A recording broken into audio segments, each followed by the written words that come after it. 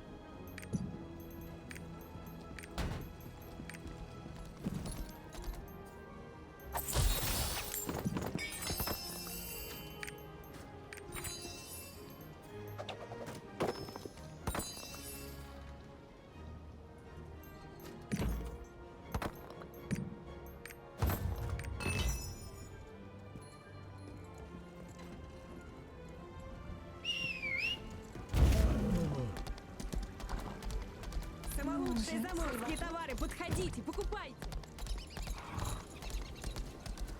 Салютую твоей отваге.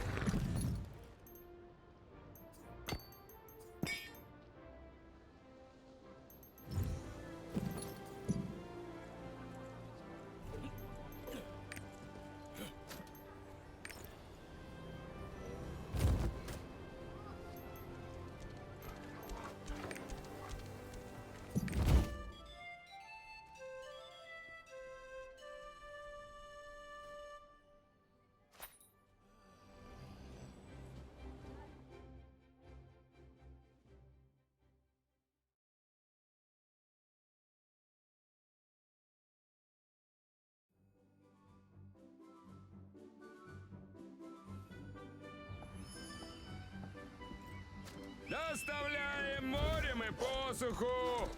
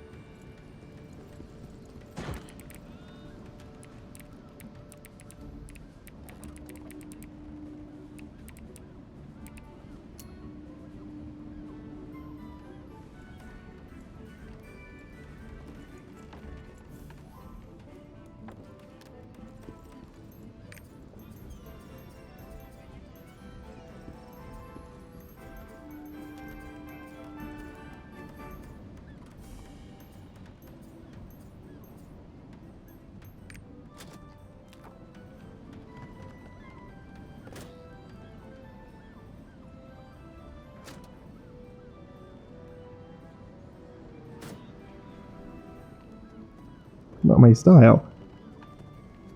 He had more to say to me, but I'll never know.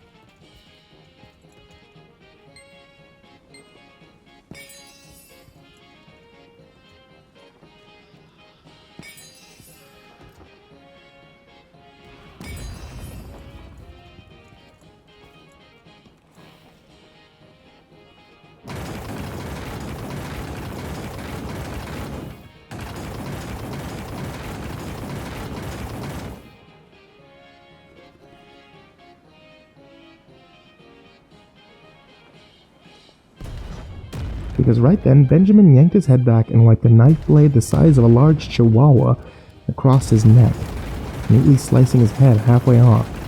Blood erupted out in a couple spurts, then stopped, and Spencer Middleton was no more. That's what you get. Commented Benjamin as he flung Spencer's lifeless body onto the floor, his blood pouring out and mixing with all the rest. He was gonna suck if Forever had to clean all this up. When we opened the freezer,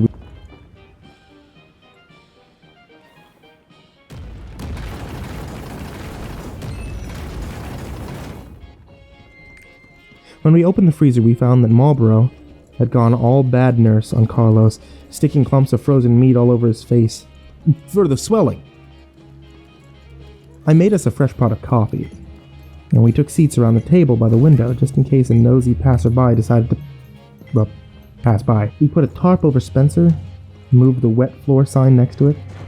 For about half an hour, we all just sat and drank coffee in a pregnant silence. When we were all done with our third cups, Carlos finally spoke. His jaw was swollen to hell, but he was still able to pronounce his words with only minor difficulty. So why haven't we called the cops yet? This is clearly self-defense. I got the face to prove it.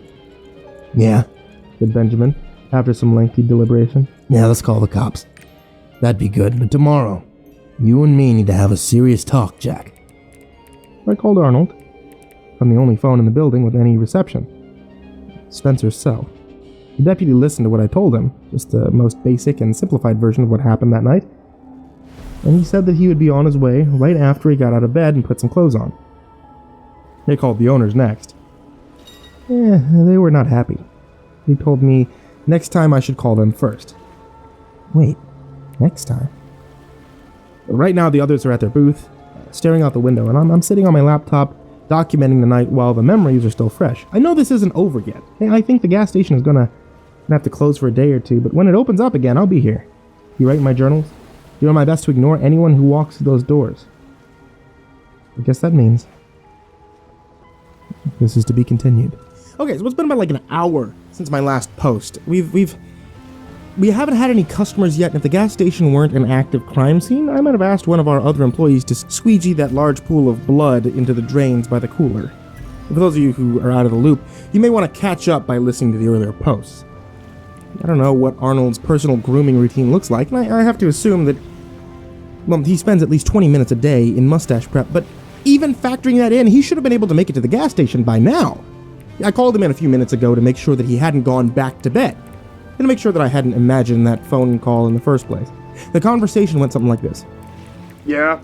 Hey Arnold, you on your way? Sit tight, we had a little emergency. Okay. The road between town and you is blocked off. Okay. Which one? All of them, even the service roads. It must have been a freak storm. I've never seen anything like it. All the roads are covered in trees. But they aren't, fallen. The trees are growing in the middle of the street. I've been trying to find a way around all morning. But I've given up. I'm about to head through on foot. Just to be clear, you said you heard from Spencer Middleton last night. Has he made any other contact? Well, actually, he's here. He came in, some stuff happened, and now he's dead. What? You're telling me there's a dead body at the gas station? I already told him all of this. I really miss Tom. Did you not realize that? I'm sorry, he answered. When the phone rang earlier, I had just woken up from this beautiful weird dream of a dark god. Call me into his eternal grace, taking me by the hand and guiding me into a blessed oblivion, freeing me from all the pain and suffering of this mortal prison, nurturing me like a child, inviting the world into a realm of higher existence, allowing me the privilege to devote myself to his glorious servitude. Okay.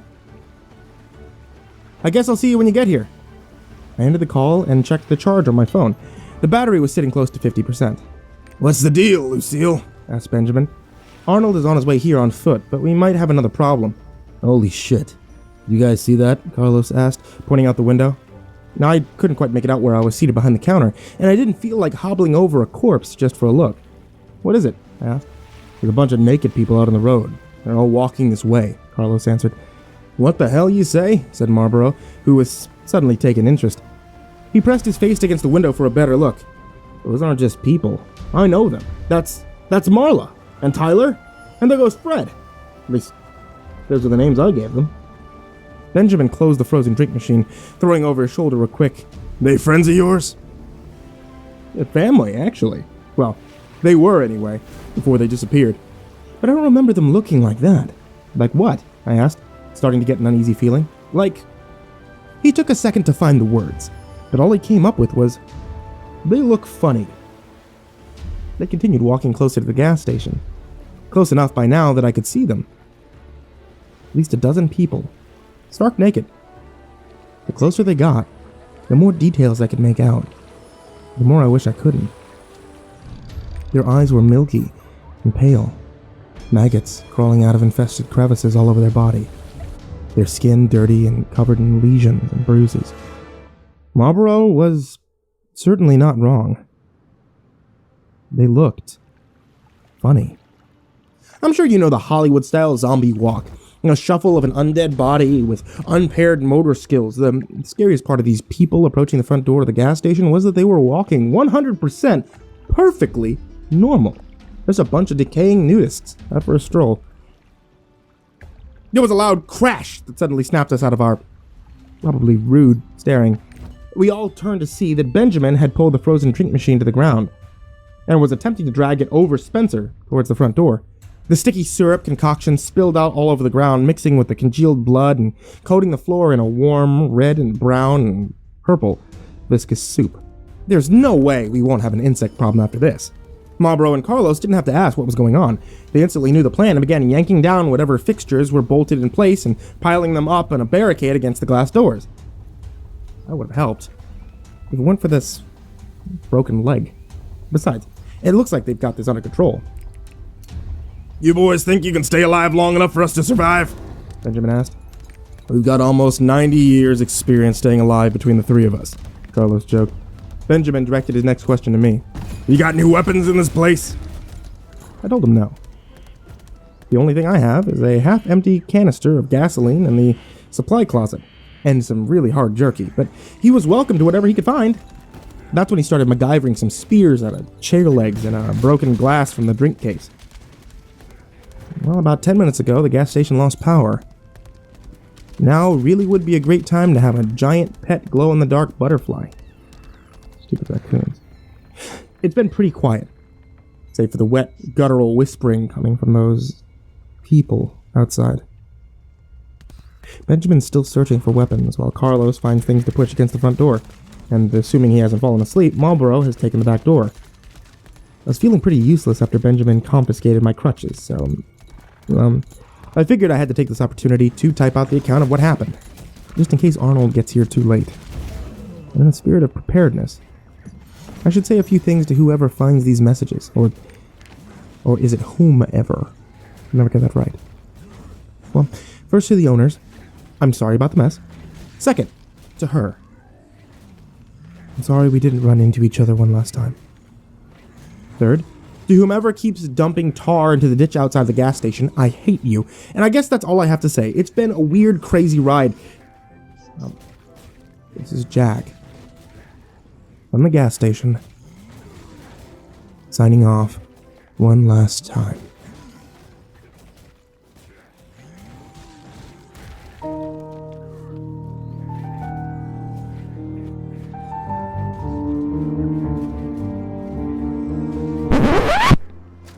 I didn't die! Sorry, it's been so long since the last update. I just got my laptop back from the police. Special thanks to whoever gilded me, by the way. But I don't know what to do with Reddit Gold, but it brings warmth to my soul. I know you guys are probably wondering what happened. Well, last week, I met a dark god. We were in the gas station without power for hours. It's cold this time of year, so we huddled together around a plate of scented candles and ate pork rinds and canned beans. Marlboro almost dozed off a couple of times before Carlos decided to loot the energy pills behind the counter. He handed them out. We all took a few, washed them down with cold coffee, and telling ourselves it was for alertness. But all they did for me was create a heartbeat arrhythmia. That sure would be funny. If those things broke in here just to find the four of us dead from heart attacks. Well, I mean, not funny, but, you know. Carlos tried to strike up a conversation with Benjamin a couple of times, but the bearded man wasn't very social. So you Army? Nah. I knew a guy. He was a ranger in the Army. You remind me of him. Alright. Those things out there. Any idea what we're dealing with? You ever seen anything like that before? No. Got any family? No. I checked Spencer's phone throughout the day. It wasn't getting any service anymore. I tried 911 a few times, but even that wouldn't go through. When the battery got to 5%, I turned it off. We might need it later for an emergency call. Eventually, the adrenaline pills started to wear off, and I remembered that my leg was still healing from a complex fracture, and maybe I shouldn't have agreed to come back to work so soon. I did that whole cripple walk back to the front desk to grab my meds, and while I was there, I spotted the still unopened gift-wrap package on the shelf beneath the register. I decided to ignore it and instead grab the employee whiskey bottle that was behind it. We told ourselves it was for our nerves. But all it did for me was give me an even worse heartbeat arrhythmia. A few more hours passed. After we killed the first bottle, we opened another.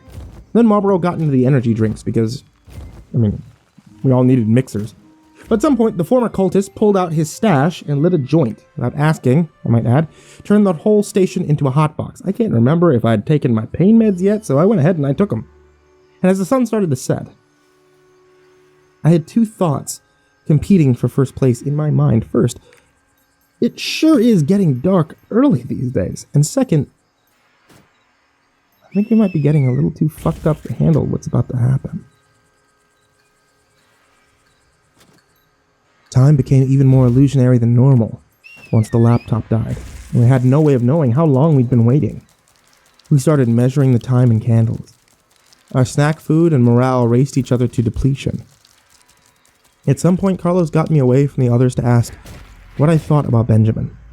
I told him that he was the nicest guy that had pointed a gun at my face all week. But Carlos told me that he had a weird feeling about him. I reminded Carlos that he had killed Kiefer a couple times, and maybe he should get off of his high horse. "Hey!" Benjamin yelled at us from across the room. "What are you two talking about?"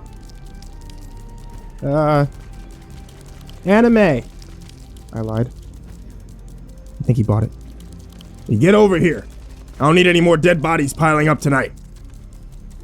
Benjamin was in the corner, warming his hands over the candle plate. It was the only source of light in the building, and was casting shadows that could easily be described as spooky, if I weren't in such a serious life or death situation. Some of these shadows looked like faces, smiling, laughing at us idiots. One or two looked like old presidents. One of them asked me what time it was. Holy crap, I was tripping. You okay, man? Carlos asked, snapping me back to reality. I honestly have no idea. Did you ever figure out who placed that bomb? Asked Spencer Middleton in a gurgle. What do you mean? I thought you did. Not me. Bombs aren't my style. Who do you know that can build a bomb? Well, where's Marlboro? I asked. Benjamin picked up his spear, formerly my crutch, that he had paracorded his knife to, and asked, Who the hell is Marlboro? Is someone else here? Marlboro? The other employee? I looked at Carlos, who just shrugged and said, I don't know no Marlboro. How many of them pills did you take? Had I imagined Marlboro this entire time? Did I just Tyler Durden this guy into existence? I tried to sit down on the tarp, but it turned into me lying on my back. While the room spun, I could feel the human debris squish between that tarp fabric as I rested my head. How much of any of this was real anyway? You're losing it, you know. Yeah, I know. All those years ago, the first doctor tried to prepare me for life with my condition. There weren't that many other cases before me, so they didn't know exactly how everything would play out. But every case had a few of the same side effects. Of course, there would be weight loss, fatigue, headaches, all the signs of normal physical illness early on. As the condition developed, they would be more interesting side effects. Hallucinations, memory loss, the works. And of course, I can't be properly anesthetized. They tried in other cases to induce medical comas, but that just messed things up further. I'm always wide awake and halfway lucid during surgery. If you want to know what it's like, I'd tell you the truth. It's boring. You know what? Usually when I hurt someone bad enough, they pass out from the pain. They gave me a couple years tops. I hadn't been keeping track of time. Right then, Marlboro walked into the room, zipping up his fly. Presumably, he had just come from the bathroom, but who really knows? I pointed at him and yelled, That guy! See him right there? That's Marlboro! Carlos looked where I was pointing, then back at me. What do you mean, Jerry? Oh yeah, that's right. He has a real name. I hate it when he calls me Marlboro. Benjamin set the improvised spear down and turned his attention back to the fire. You better get him under control. You should open your package, said Spencer. Hey, wait a second. Aren't you supposed to be dead? Aren't you supposed to be dead? He said back. Touché, Spencer. Who are you talking to? Asked Carlos. Spencer, I answered. Well, stop that. You're freaking us out. 2 candles burned from start to finish before Benjamin decided that help wasn't on the way, and our best chance of survival was to fight it out with the things outside. I disagreed, but Benjamin informed me in his own polite way that it wasn't up for vote. We peeled back the layers of barricade just enough to get a view of the outside, and once we knew what we were dealing with, we could come up with a better game plan. Only he couldn't actually get a good look because something was blocking the view. Something just on the other side of the glass door. Benjamin yanked the rest of the barricade down and took a few steps back to marvel at it. Oh well. You don't see that every day. No, you know what? No, I can't do it. I'm sorry. His name's Marlboro. We were trapped there inside the gas station, and on the other side of the door, a network of trees had grown together, twisted into knots and pressing against the glass. They were so densely pressed into a single wall of tree trunk that not even light could get through it. For all we knew, it could have been daytime outside. We have to get out of here, said Benjamin. We checked the back door, but it was the same thing. I often wondered how long a person could survive inside the gas station without any new supplies coming in. I had run into that scenario in my head a million times. On boring nights, and what else is there to do? I had run the thought experiment for countless different contexts. How long could I survive if the gas station were transported back in time? Or to another planet? Or if there was a zombie apocalypse, etc. What I had deduced was that under ideal circumstances, I could live off the supplies on hand for 4 years if I could find a source of water. 6 weeks if not. These, however, were not ideal circumstances. We had already smashed up, weaponized, or eaten almost half of our supplies. If we were trapped here, It wouldn't take long for us to go all Donner Party on each other. While I was pondering this in the hallway by the cooler, we heard the sound of glass shattering from the main room. Benjamin raised his spear and led the way back. The wall of trees was still there on the other side of the doors. Our mess was still there. Everything was as we left it, with one exception. The tarp was pulled back, and Spencer's body was gone. A series of footprints coagulated in the blood, leading from where he should have been to the shattered glass of the front door, like he'd just gotten up, walked over, and was absorbed into the trees. I need you boys to think real hard, Benjamin said. Is there any other way out of this place? Well, Marlborough started. I shot him a look, shook my head, but I guess he couldn't see it in the dim candlelight, or maybe he was just too dense to understand. There is that hole. Hole? What hole? The hole in the secret room back here past the cooler. Secret room? Yeah, right over there. Marlborough pointed at the blank space on the wall where the door used to be. The owners had decided that the smartest thing that they could do when they found out about that secret room was to remove the door, build a good old-fashioned wall, forget all about it. But that only works if everyone agrees to forget all about it. Marlborough! You're telling me there's a secret room behind there, and a hole in that room that we can maybe fit inside and escape? Why didn't you boys tell me this earlier? He didn't wait for an answer. Benjamin went straight to the wall and started smashing it to pieces with his spear, and then, after he got it down a little, his bare hands.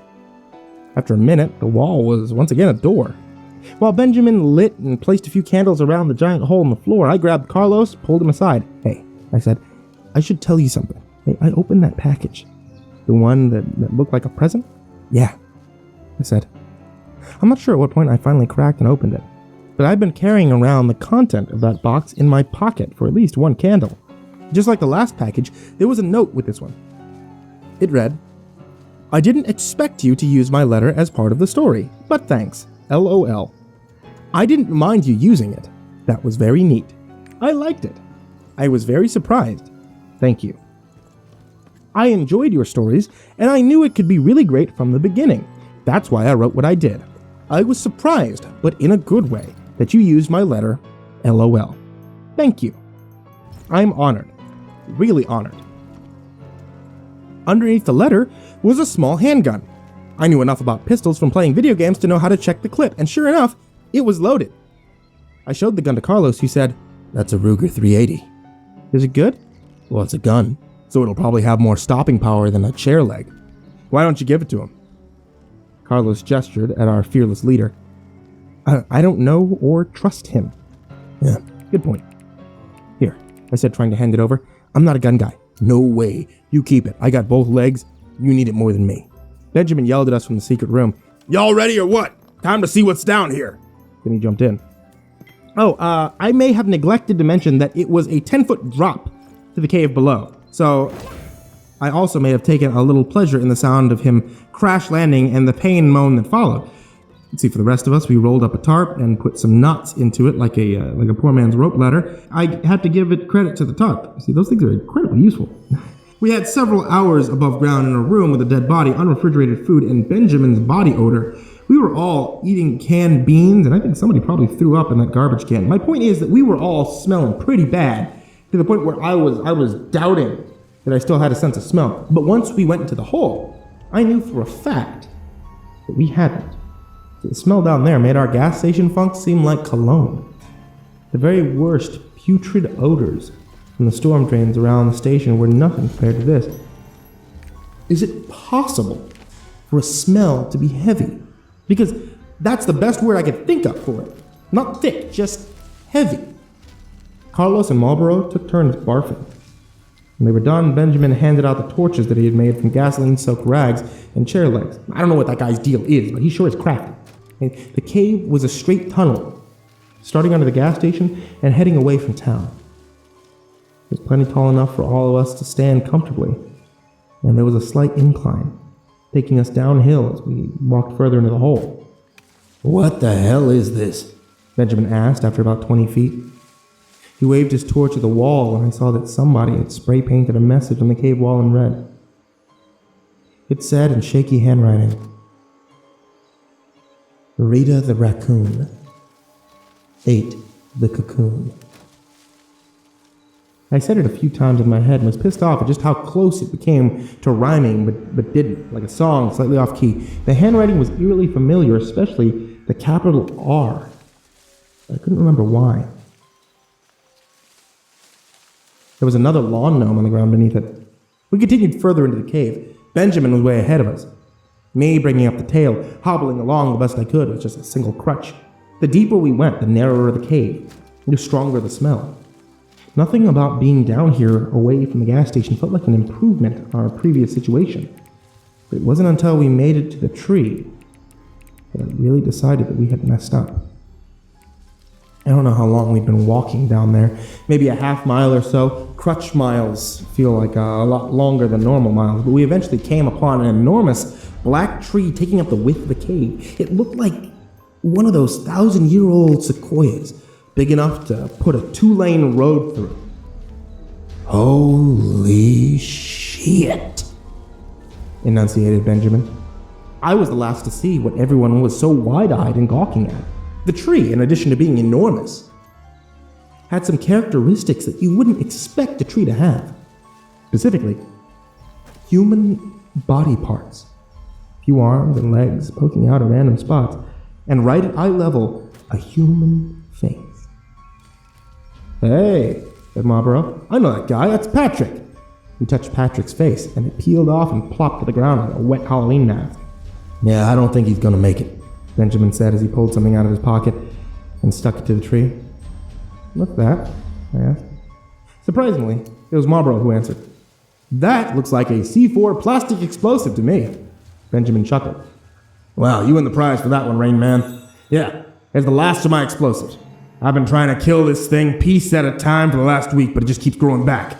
I have to kill the root system. Blow it up, kill the brains, or the rest of the network will die. Oh. That was you who put the bomb in the gas station, I said. Yeah, well, back then I thought the building was the epicenter of the whole thing. Hey, interrupted Carlos. Jack was still in the building when you planted that. I know. Guys. Benjamin tried to get their attention, but it wasn't working.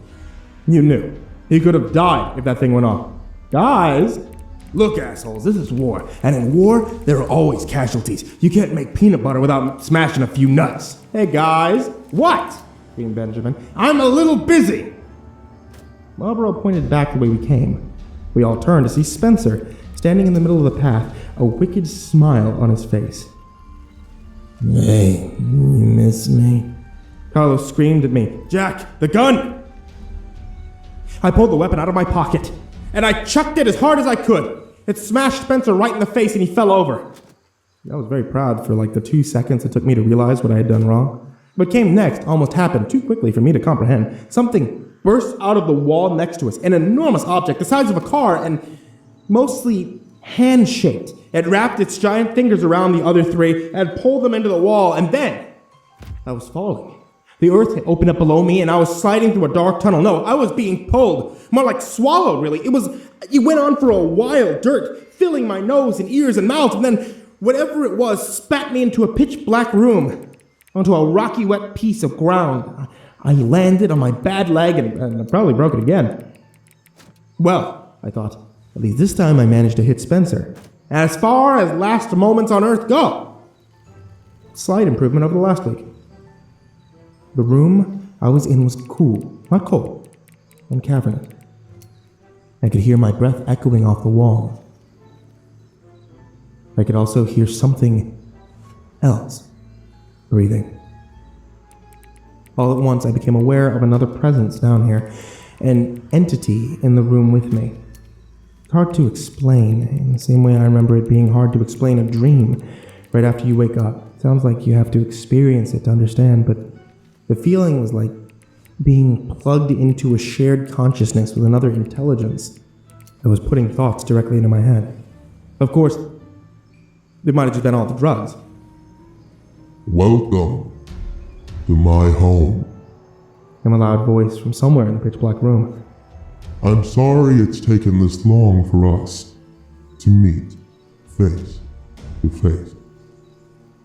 I can't see anything. Yet, what part of Dark God don't you understand? Oh, shit. I'm in the room of a dark god. He sounds like an internet troll. I guess that makes sense, but might as well, get this over with. You think you can maybe turn on some light so I can actually see who I'm talking to? He let out a very human-sounding sigh and exclaimed, Fine. Out of nowhere, the entire room turned into an intense, furious, bright white. All I could see was pure light. I covered my eyes, but even then, I could see the bones of my hands through my eyelids, even with the meds. That shit hurt. Too bright! Too bright! I yelled. Split the difference! Wow. Responded the voice. I didn't realize that you were going to be such a big baby. And then, just as suddenly, the brightness relented. After a moment, my pupils adjusted and I could see what I had been talking to. Behold, and tremble before the dark god. He? If it was a he, I'm not just going to go off the sound of his voice, but he was about the size of an elephant. Swollen and round with like a yellow, tan yellow hide. The best animal I could think of to compare him to would be like an enormous tit. 6 rows of stubby arms on either side, 6 rows of sagging breasts, and a human-sized head on the top. The head contained a somewhat human face. No neck. Body connected to the earth with the widest point of its stomach. Like it was half buried. And to top the whole thing off, he had a red mohawk. He smiled at me. What do you think? About what? My hair. Isn't it amazing? He looked up at his mohawk. I guess. You guess? You have any idea how much effort I put into doing my hair like this?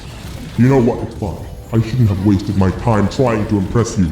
That's on me. Okay, I said, attempting to push myself to my feet only to remember that my leg was pretty broken. I was immobilized underground high and without any weapon. There really was no chance of escape. Look, if you're gonna kill me, do you mind just like getting it over with? What is it with you people? So untrusting. So prejudiced. Why is it that any time you see something you don't understand, you think it's kill or be killed? I'm not the monster here. You are. I can see into your soul. I've seen your sins.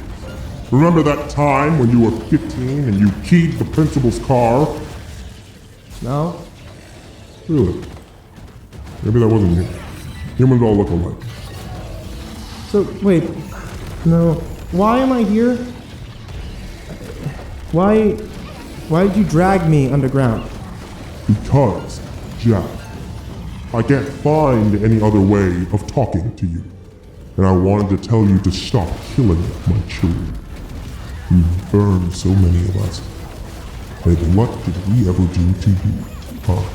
Oh, the Kiefer plant. Yes, just backups, because that idiot is so clumsy.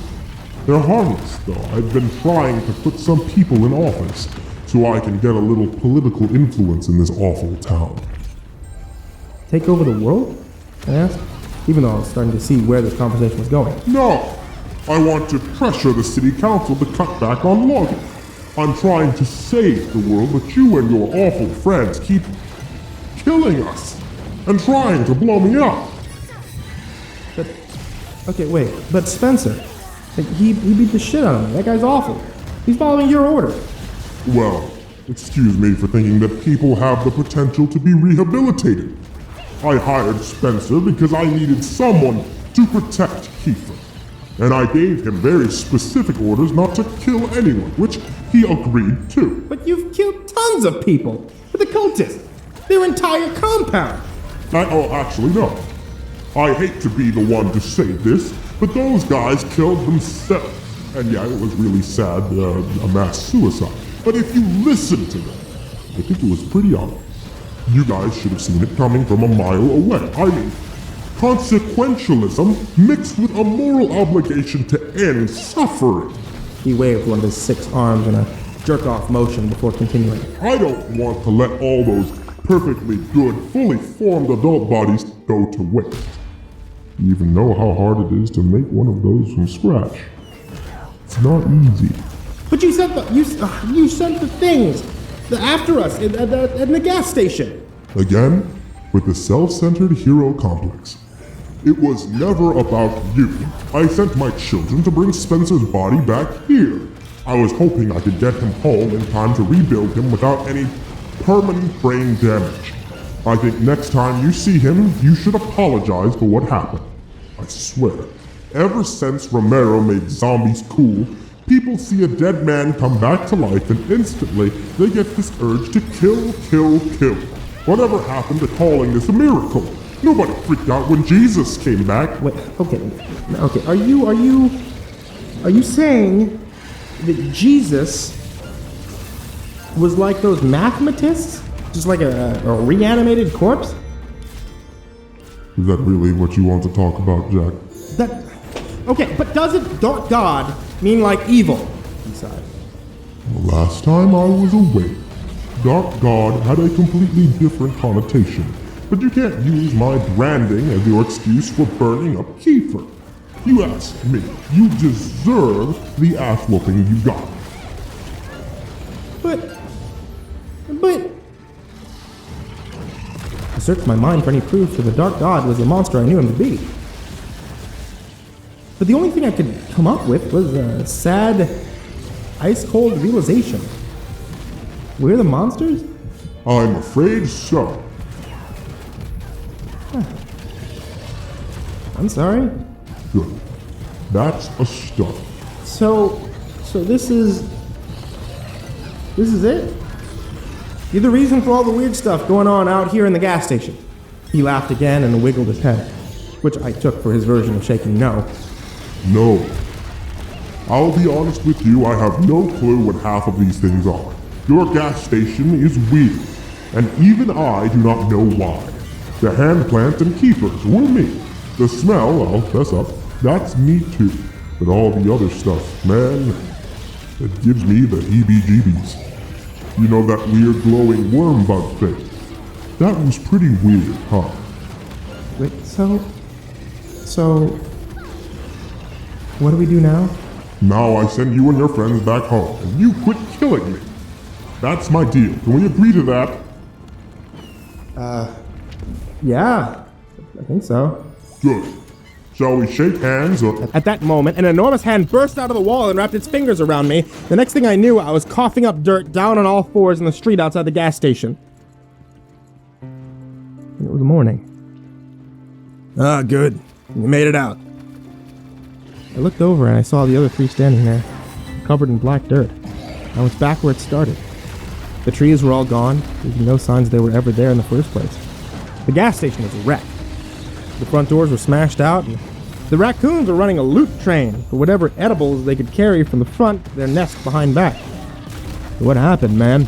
asked Carlos. "I'm not really sure," I answered, digging the clumps of dirt out of my nose and ears. "Yeah, well, you're lucky. Your friends made me wait a minute to give you a chance to get out." I looked at my hands. They were nearly black from all the layers of dirt coating them. "Wait for what?" "For this," Benjamin answered as he pressed the button on his remote detonator, and somewhere deep in the woods came an explosion that rocked the earth and sent birds flying into the sky. Carlos's car alarm went off and the pavement cracked. A black cloud slowly started to fill the sky, and I felt something inside me scream and die. "Well," said Benjamin, "if you don't mind, I'm gonna go get lost before 5-0 shows up." Then he walked off into the forest. Hopefully, never to be seen again. And that's what happened. If you can believe it, I'm back at the gas station working again. Arnold is on personal leave from the police force, and I didn't care to ask for details. So, we have a new deputy babysitting us. I'll try to tell you about her another time. Maybe.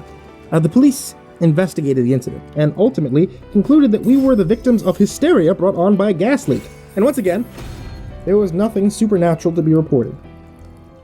I don't know if this is the end of the Dark God, but I do know that I haven't felt any compulsions to continue digging ever since Benjamin blew up that underground tree. Things are settling back into our brand of normal. We still work way too much. I'm still keeping a journal, and weird things still happen at this shitty gas station at the edge of town. In fact, just yesterday, people started reporting that they had seen something in the woods that looked like an enormous raccoon with bat wings, stealing small animals before flying off into the forest. They even said this winged raccoon monster glows in the dark. Marbro just came up to me and asked, "You know there's a guy in the bathroom dressed as a cowboy?" I assured him that I did not know that. Now this may be the last update for a while. It's going to be a lot of work putting this place back together, and I've got a whole new crew of part-timers to train. So until next time. Signed, Jack, from the gas station.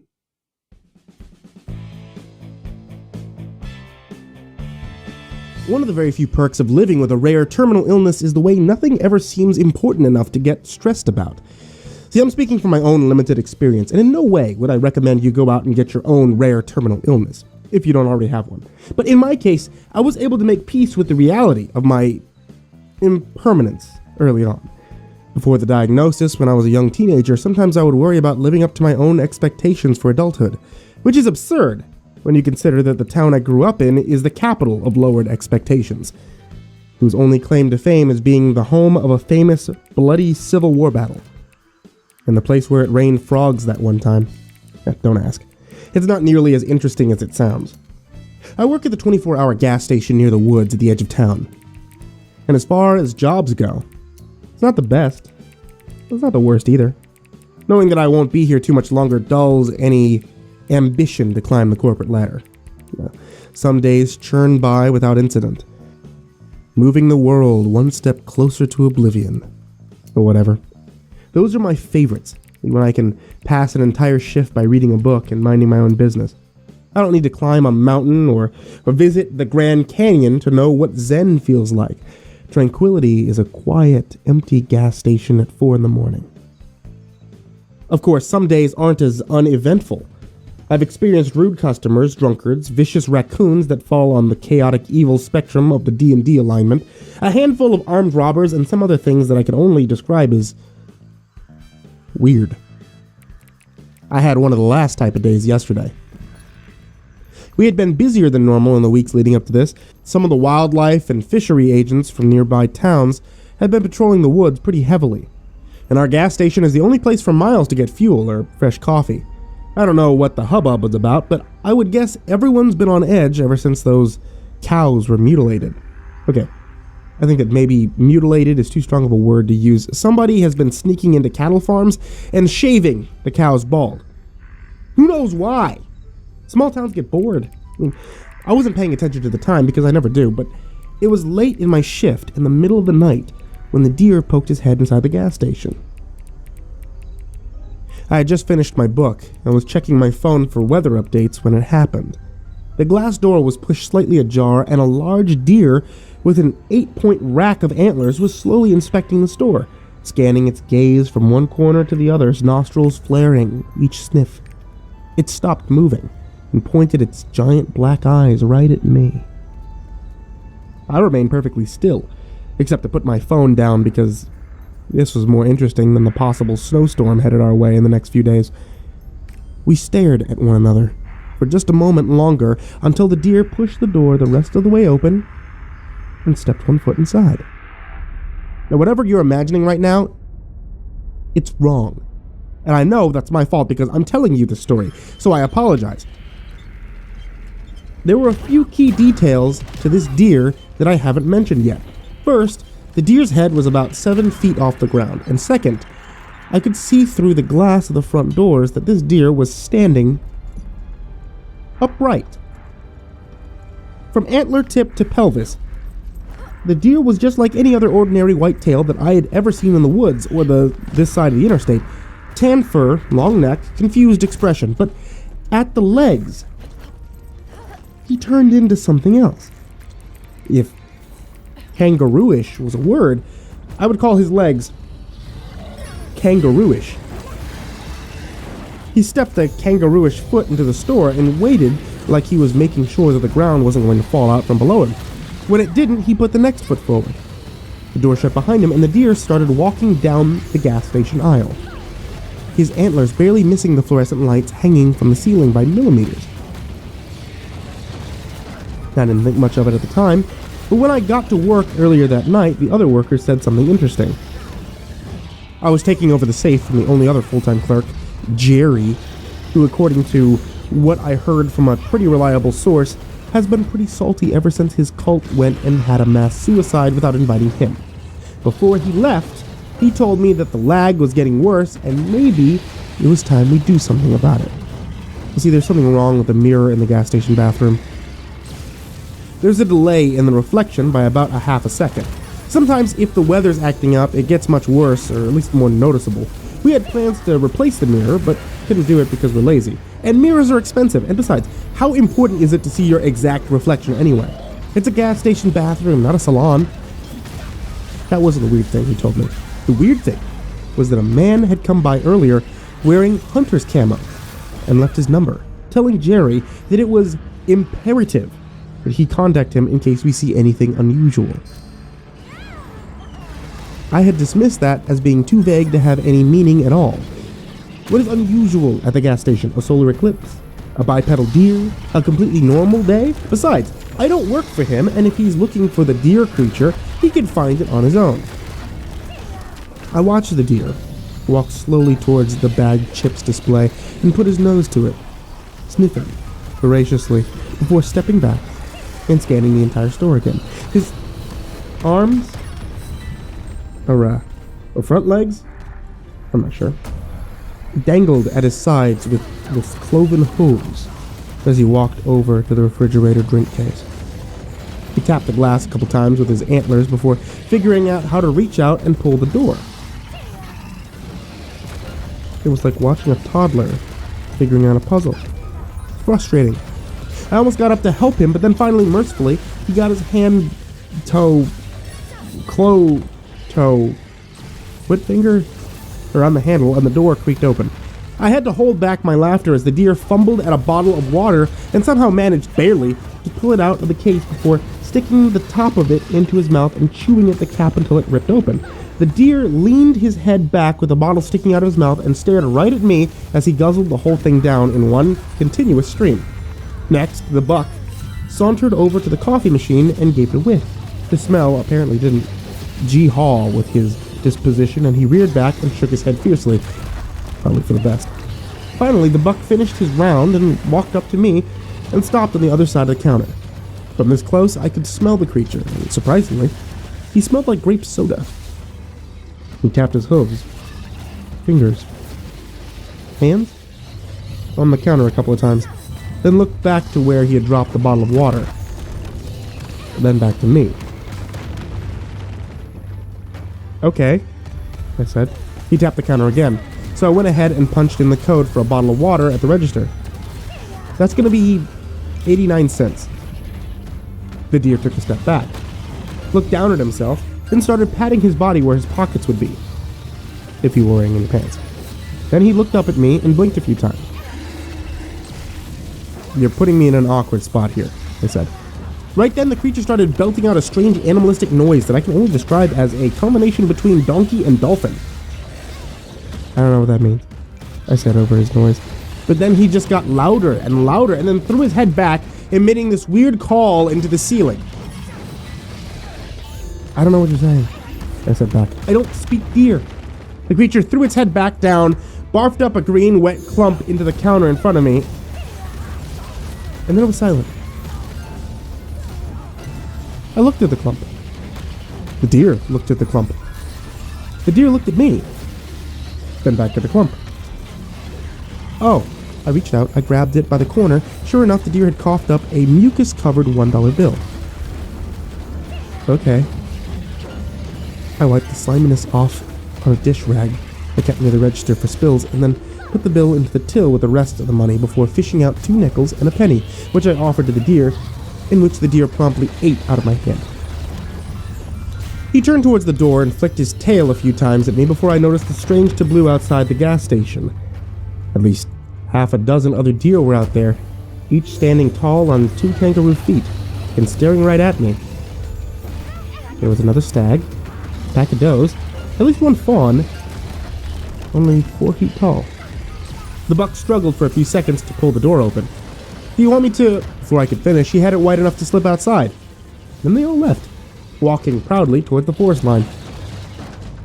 It wasn't until about 5 minutes later that it occurred to me that I should have taken a picture or something, but without any proof, I guess it's just going to turn into one of those weird stories that nobody ever believes. I dug through my backpack until I found a book that I hadn't read yet. I opened to the front page. It was at least another hour before I had another customer come into the store.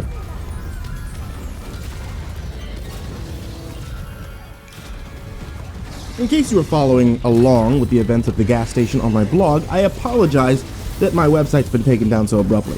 For some reason, the city council found my public record of local events to be troubling, to the point that they had to hire a fancy Orwellian legal team to bury me in cease and desists. I'm trying to fight back, but as of last week, it looks like my entire site's been retroactively erased from existence. Presumably, these are the same guys who've been scrubbing all mention of our town from the internet.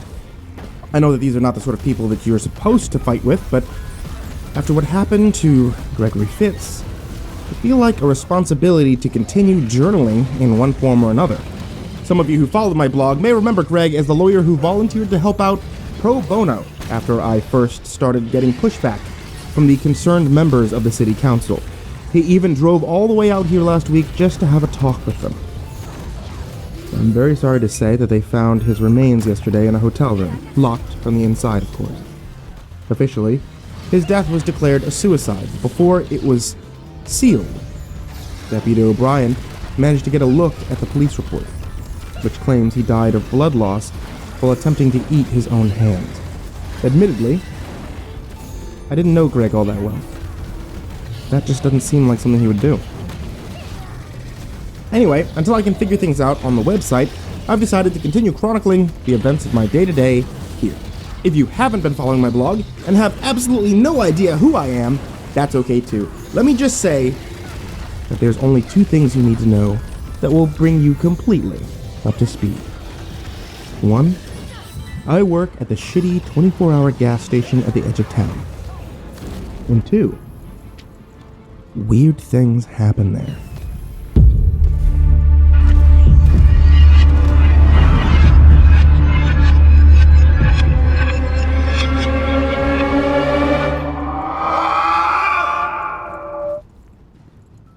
The owners decided to hire a third part-time clerk, and I don't know if it's because that they're getting tired of all the part-timers mysteriously disappearing, or if it's because they finally decided to fire Jerry.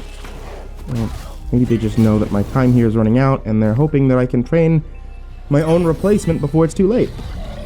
Her name is Rosa, and despite her eager optimism, I guess she's pretty cool. She's a couple years younger than me, smart, very capable, and has exhibited a level of competence that I would categorize as, quote, not at all like Jerry. Which is something that I think the owners were really looking for in a new employee. The flip side, though, is that she is always asking questions that I don't have answers to. Why are there so many missing persons flyers on the bulletin board? What's with all the mold on the ceiling? Who's that guy in the trench coat that hangs out near the dumpster at all hours of the night? What's in these boxes labeled non-aspire? The owners asked Rosa to start immediately as my shadow for the week's overnight shifts. You might think the owners would shut the place down for a couple hours for the holidays, but you'd be wrong. See, it took a literal court order to make them close their doors for a weekend last month after we found a mummified corpse in the wall.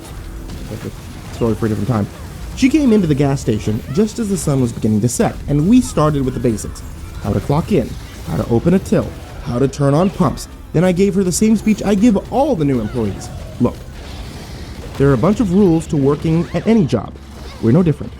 Show up on time, wear clothing, don't feed the raccoons. The store telephone is for paying customers only, 25 cents per minute, prepaid only, no exceptions, and just like every job, there are the unwritten rules. Here, the second list is a little longer. If something seems weird, you try to ignore it. In fact, the more you ignore, the better off you'll be. Don't keep track of time. Don't go off investigating weird noises on your own. Don't touch the garden gnomes with the green hats. Why? She asked. What's wrong with the gnomes with the green hats? Sometimes they bite. They've set a few employees to urgent care for stitches. Wow. What about customers? Yeah, most of them bite too. Okay, what can you tell me about... You know? She whispered this next part with a sly grin. The animals. This was the moment I first realized that Rosa's steadfast and defiant curiosity might be a problem. What about the animals? I asked. Well, I heard a rumor from Jerry that the woods way out here past the edge of town are full of strange fauna, and sometimes, when night falls, the inhabitants of the forest get brave and wander closer to the gas station. She said the whole thing in that stupid, spooky Vincent Price voice you use when reading a ghost story to a group of first graders. Jerry, you idiot. Look, Jerry says, and smokes, a lot of things. I wouldn't pay much attention. He also told me something else, she confessed. Is it true that you can't fall asleep? Yeah, it's true. That's pretty cool. No, not really. Right on cue, Jerry walked into the gas station wearing nothing but a wife-beater jeans and a camo trucker hat covered in fresh snow. Some people like to go home once their shift ends. Some people even manage to stay away from their place of employment all the way until their next shift begins. But as he reminds me time and time again, Jerry is not, quote, some people. You guys, it's colder than a stepmother's kiss out there. As usual. He didn't wait for any response. He just grabbed the bottle of whiskey off the shelf and walked up to Rosa and pointed at a pack of Marlboros. What are you doing? He asked. Aren't you freezing? Oh yeah. Didn't you hear what I just said? I'm as cold as a witch's dick. Rosa handed over the pack of cigarettes and rang him up, saying, I don't think that's how the expression goes. You ever felt a witch's dick? It's pretty freaking cold. He chuckled. Does that pickup line ever work? You'd be surprised. She gave Jerry his total, but he just winked at her, put it on my employee tab, before turning around and walking back out into the fallen snow. Rosa looked at me with a confused expression. How do I ring something up under an employee tab? We don't have employee tabs. So, yeah, Jerry just robbed us. The night passed like most, boring and slow. The snowstorm had kicked up at high gear, dropping the customer count to a trickle, maybe 1 or 2 per hour. It doesn't take long to show the new girl everything there was to the job, and before too long my brain was back on autopilot, and I was relaxing in a chair with an open book about a hard-boiled big city detective. Rosa took the utterly pointless initiative to clean the place up a little. I think the dullness of the job was really starting to test her limits. The grind of long hours and the space between those events that form memories is where I like to hide, where I can relax and wait. Forget about all the things knocking at the door of my mind. How many days have passed since the last time you slept? I wonder what she who shall not be named is doing right now. She promised you would see each other again. Will your mind still be intact when the disease takes you? Do you think she'll come to your funeral? Yep, take those thoughts, push them back into the vault, and focus on the shitty book you bought from the library clearance sale. Around midnight, Rosa ran up to the counter with a cardboard box and slammed it down in front of me. I looked up to see an enormous smile on her face. Yo, check out what I found in the storage closet. Before I could say no thanks, she flipped the box upside down and dumped the contents onto the counter. It was a giant, tangled ball of Christmas lights, plastic garland, holiday decorations, and a freshly dead mouse. Oh, she said. Her smile instantly evaporated. I didn't know about the mice. I put my book down and started refilling the box while she went and found some napkins to wrap the rodent. About an hour later, the decorations were back in the storage room. The mice were all stuffed together in an old shoebox, and I was leaning against my crutches in the pouring snow while Rosa dug a tiny grave. There was something particularly cathartic about watching somebody else dig a hole next to the gas station. Thinking to myself, if she only knew all the things that happened with that shovel, I highly doubt that she'd be so gung-ho about putting her fingerprints all over it. I selected one of those few spots where we hadn't already buried something horrific, And once the mice were in the ground, Rosa gave a short eulogy. Christmas mice, oh Christmas mice, how we never knew ye. I'm sorry you all died in a box in the supply closet, but I'm grateful that at least you didn't have to die alone. We pray that you don't haunt this gas station. Instead, may you find your peace in heaven, or whatever your mouse religion equivalent is. Yeah, probably Valhalla. When they say not a creature was stirring, not even a mouse, we will know that it wasn't for lack of trying. She looked at me and asked, anything to add? My mind jumped to a short list of mouse-based puns, but instead, I decided to go with, yeah, somebody once came into the gas station trying to be a dick, and he told me that I was nothing but a little mouse. I think he meant it as an insult, but I didn't take offense. She nodded. That was very nice. We all started making our way back into the gas station. I heard a voice from just beyond the tree line whispering, "Hey!" Rosa stopped and looked back. You hear that? The freezing wind carried with it a noise that almost sounded like children giggling, as it blew against the back of my neck. Nope, I said. Let's go back inside. It was sometime later when the store phone rang. Now, I had gone to the supply closet to grab a bucket of salt for the front steps, so Rosa was the one to pick it up. I could hear her side of the conversation and didn't think too much about it until I heard the very last word. It's not bad, I think. This is my first day here. Oh, I like it. I think it's going to be a lot of fun. Rosa. Yeah, actually. He's right here. Did you want to talk to him? Oh, sure thing. I'll let him know. You too, Spencer. Oh, shit. She smiled at me and said, that was a friend of yours. Spencer Middleton? I said with a sigh. Yeah. Once again, I watched her smile disappear. I guess she could tell from the look on my face. This was not good news. I need to make a phone call. Then, I think it's probably about time that I told you something. Back in high school, we all pretty much knew that Spencer was a certifiable psychopath. But growing up in a small, boring, podunk town, we didn't have the societal framework to process this sort of thing. Finding him the help he needed was simply not a feasible option, and most people just said a prayer for him and called it done. At one point, the principal delegated the responsibility to the school counselor/gym coach, who tried to talk to Spencer about his feelings. But all this was just the equivalent of putting a band-aid on a grease fire. There was a rumor around that time that Spencer was the one who had killed all those dogs. But when I told my mother about this, she just looked at me and said, well, don't go near him with any dogs. After dropping out, he joined the army and worked his way up through the ranks until somebody recognized his, let's say, talents, and gave him a special assignment in a black budget program specializing in enhancing interrogation techniques, which is just a flashy way of saying torture. There's no official record of any of this, and the only reason I know is because he told me all these things one night to pass time while I dug my own grave at gunpoint. Deputy O'Brien managed to intervene and arrest him before he could follow through, but Spencer escaped captivity after a few days, and for the last couple of months has been a wanted but elusive fugitive. Sometimes he calls me at work to remind me of the good times we had together, and to assure me that he'll be seeing me again soon. Now, I don't know if it's luck that's been keeping him from killing me, or the sadist in him is prolonging this intentionally.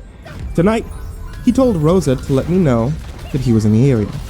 As for why Spencer wanted to kill me, let me simply say that maybe I deserve it, and maybe I don't, and we should leave it at that. The first thing I did was call O'Brien, but he went straight to voicemail. The second thing I did was tell all of this to Rosa, who listened patiently until I finished to ask the obvious question. So, do you have a gun or anything, in case he comes back? No, I'm not really a gun guy. Ninja stars, bazooka, flamethrower, chainsaw, any of the weapon type stuff? No. Oh, well, shit. Maybe you deserve to be killed. Should we lock the doors or something? Oh yeah, that's another thing. Spencer knows how to get inside the gas station even when the doors are locked. He's done it like a couple of times before, and we haven't been able to figure out how. Oh crap, man!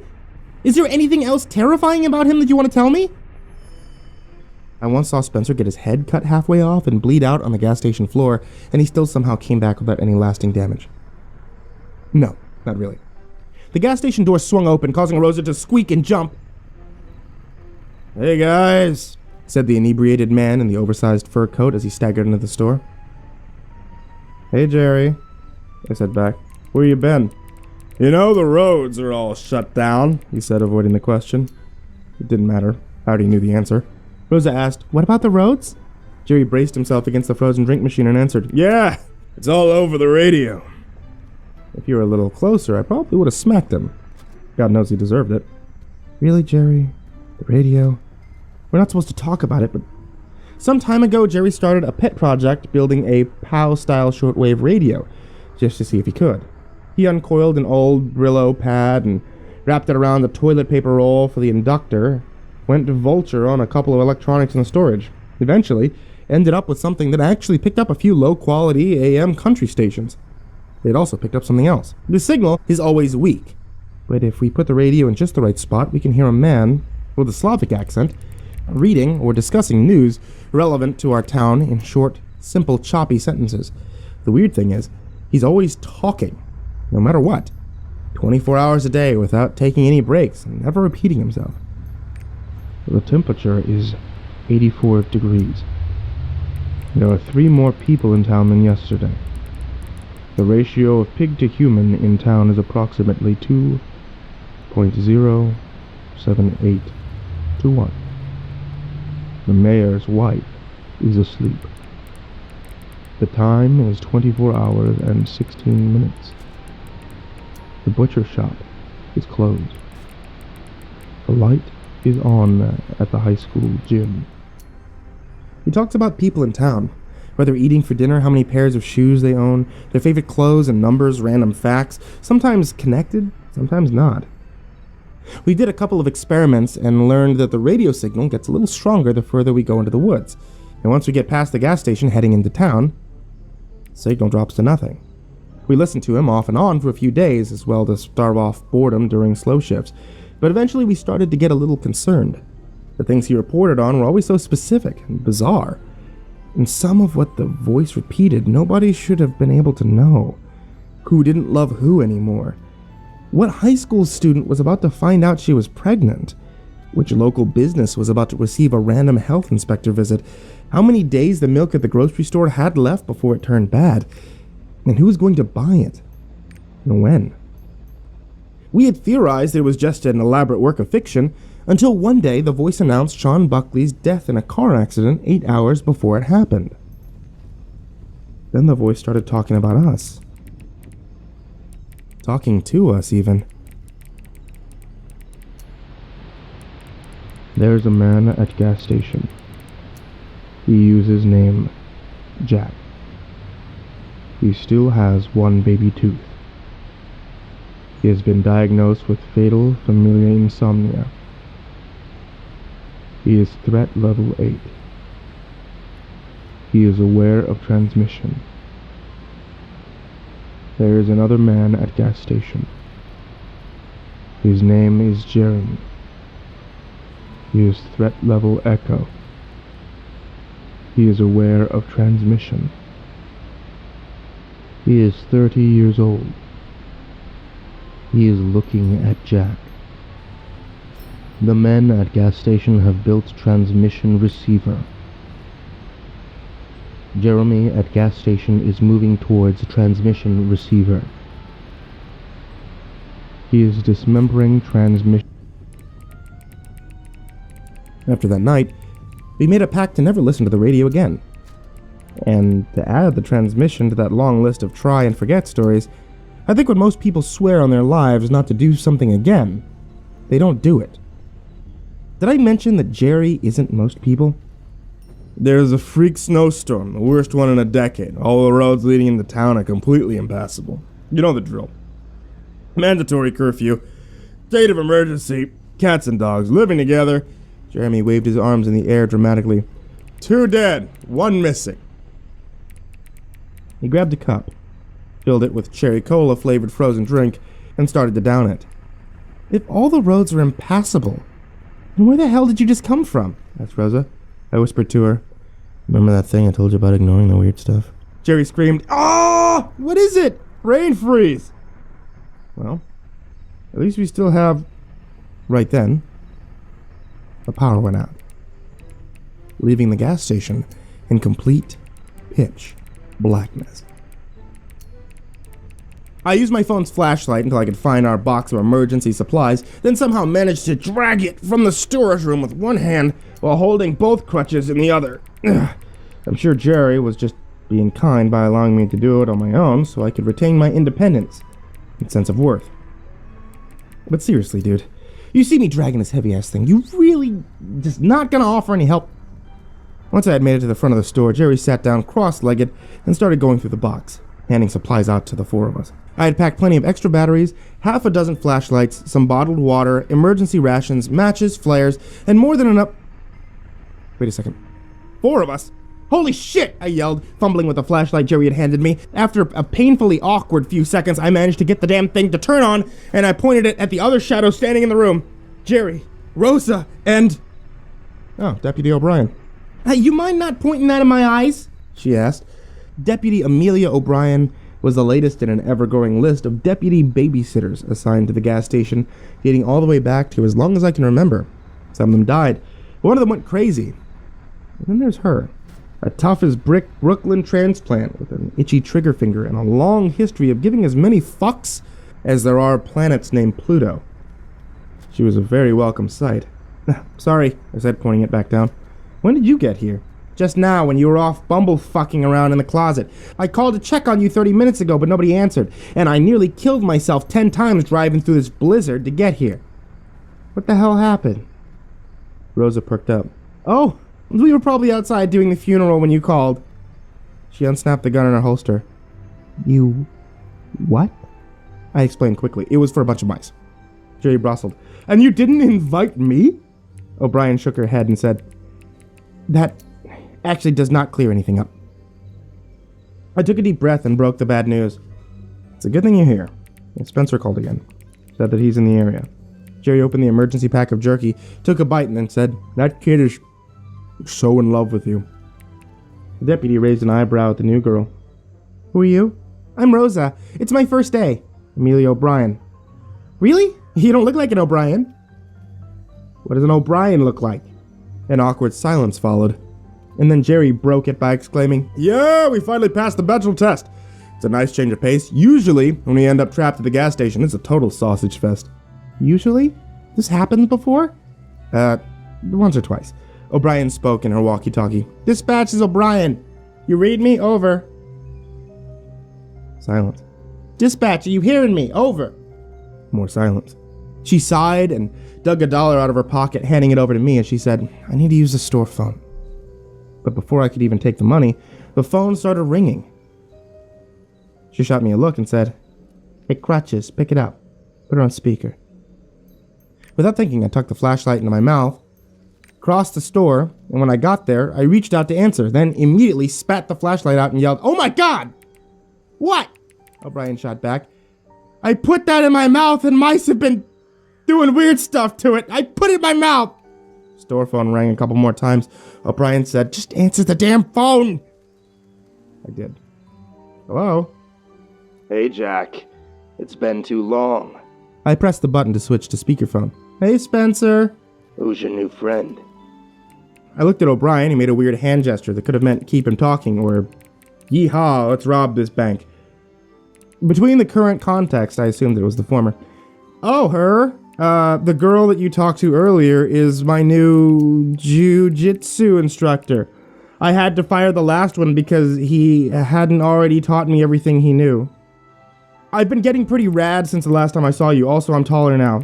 She doesn't look like a jiu-jitsu instructor to me, and neither does the lady deputy next to her. And is that Jerry? He looks drunk. O'Brien pulled out her service pistol, crisscrossed it with her flashlight in the opposite hand, and started pointing it at each of the windows and doors. Jerry always looks drunk, I said. Hey, said Jerry with a hiccup. O'Brien took the phone from me and slammed it into the cradle before yelling, Everybody get away from the windows right now! Jack, take the others, lock yourselves in the storage closet, go! I sighed and said, Fine. The next few hours were pretty damn boring. O'Brien had checked our perimeter, called for backup, and declared the situation tentatively safe in the time it took Jerry and Rosa to fall asleep in the closet. I covered them in packing blankets, then put one around my shoulders and tried to read my book by candlelight, but the situation was just too distracting to let myself get into it. O'Brien eventually joined us in the small room, reporting that there were no signs of Spencer anywhere, and if it wasn't for the fact that somebody had slashed all the tires on our cruiser and Rose's Volkswagen Beetle, she might have been tempted to believe that he was just yanking our chain. "So, what's the deal with the backup?" I whispered to her as she came and sat down on a milk crate next to me. The others were knocked out, and I was just fine, letting them sleep off as much as they could. O'Brien looked at them while she searched for the words. "I don't know what's going on with you, Crutches, but ever since I was assigned this job, my life has gotten exponentially weirder with every passing day." "Yeah?" I said, picking up the edge from my blanket and putting it over her shoulders. She moved in a little closer and whispered, "Talk to the sheriff. He's sending a snow truck out here first thing in the morning. Tried to tell him that this needs to be a priority, but evidently this is a snowmageddon. Can't afford to stretch his precious resources any further tonight." "Yeah, that sounds about right." "What about her? I thought you and Jerry pretty much ran this place." I laughed. "We don't run anything." She put a warm arm around my shoulder and said, "Yeah, I'm really gonna miss you when you die." "Thanks. That's, pretty presumptuous of you. So far, I've outlived almost every deputy they sent." Rosa shot up, eyes wide open, with a look of sheer terror. "Hey," I said. "Did we wake you up?" Did you hear that? She said in a voice that did not sound anything like Rosa's voice. A cold shiver ran down my spine. "Hear what?" He's coming! Almost here! When he gets it, we're all over! We can't let him have it! "Girl," said O'Brien, "you're freaking us out. Who's coming, Spencer?" "She's dreaming," I said. "One of my foster brothers used to do the same thing. Her eyes are open, but she's talking in her sleep." Right then, her eyes rolled way back into their sockets, revealing nothing but veiny white bulges. "Did your foster brother do that too?" "Okay," I admitted. "That is different." She slowly began to stand up, clutching the blanket to her chest, and then continued speaking in the same weird voice. Every living being will be transferred into a conduit of agony and suffering if he finds what he's looking for. You will all beg for death, but it will never come. An unfathomable horror of worlds, inconceivable, is at your gate. Do not open the door." Well, that doesn't make any sense. Is it a gate or a door? Fix your metaphors, creepy nightmare Rosa. O'Brien stood up and looked at me. Should I wake her? Right then, Rosa dropped her blanket, revealing that she was actually floating about 8 or 9 feet off the ground. "Oh," we both said at the same time. It might have been a little bit of an overreaction to shoot Rosa with a taser gun, but then again, it might have been that there was no changing what already happened. Rosa fell into Jerry, waking them both up in a screaming fit of expletives and confusion. It took a good 20 minutes before Rosa was calmed down enough for us to pull the prongs out of her skin and get her patched up. We were all in front of the store, Rosa sitting on the counter while O'Brien put the finishing touches on her bandages. "Why the hell would you shoot me with a taser?" Always with the questions, Rosa. "You were sleep floating," I explained. "Oh," she said. "Sorry about that. I didn't mean to." "Hey guys," said Jerry. "What do you suppose that is?" He pointed at something just on the other side of the glass door that looked at first glance like a body slumped against it.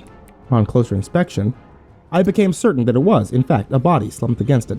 O'Brien drew her gun and carefully walked over, undid the lock, and opened the door just enough for the body to fall halfway into the gas station, along with a freezing blast of wet air. "Crap on a cracker," said Jerry. "Is that Spencer?" He was.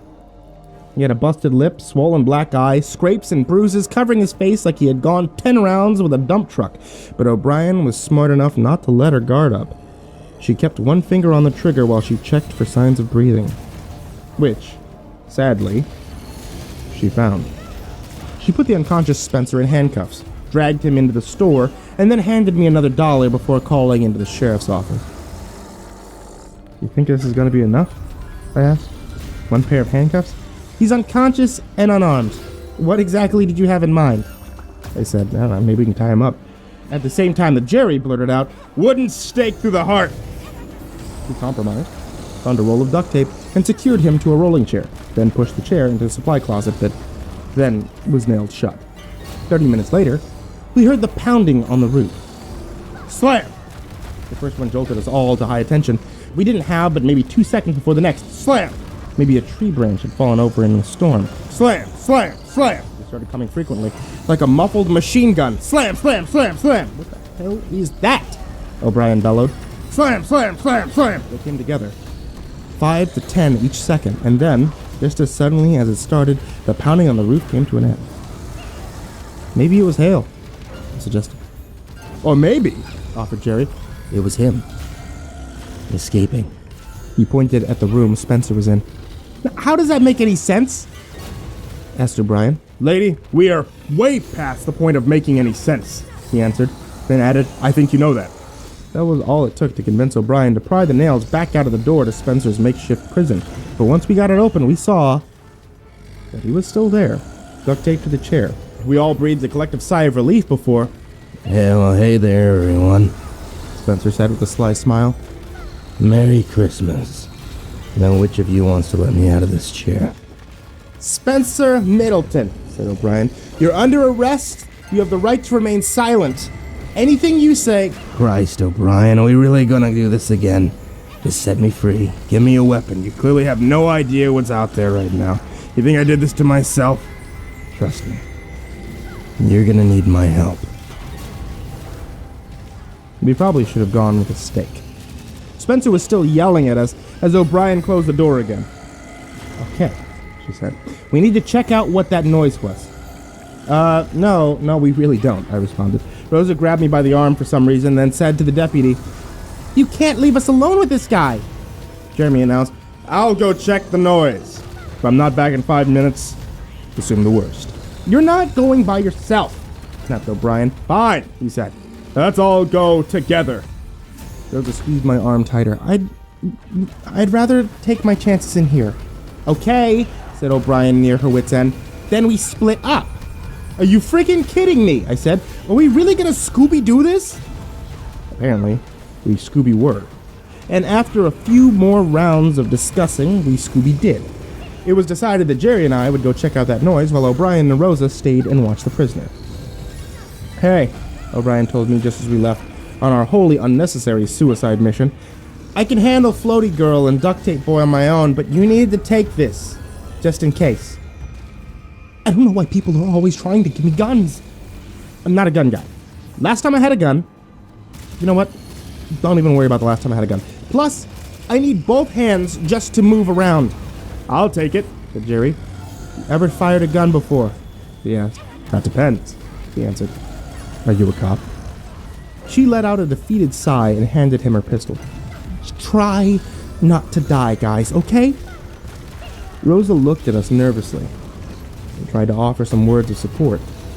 Be careful. I'd hate for this night to turn out to be a... What's the opposite of a sausage fest?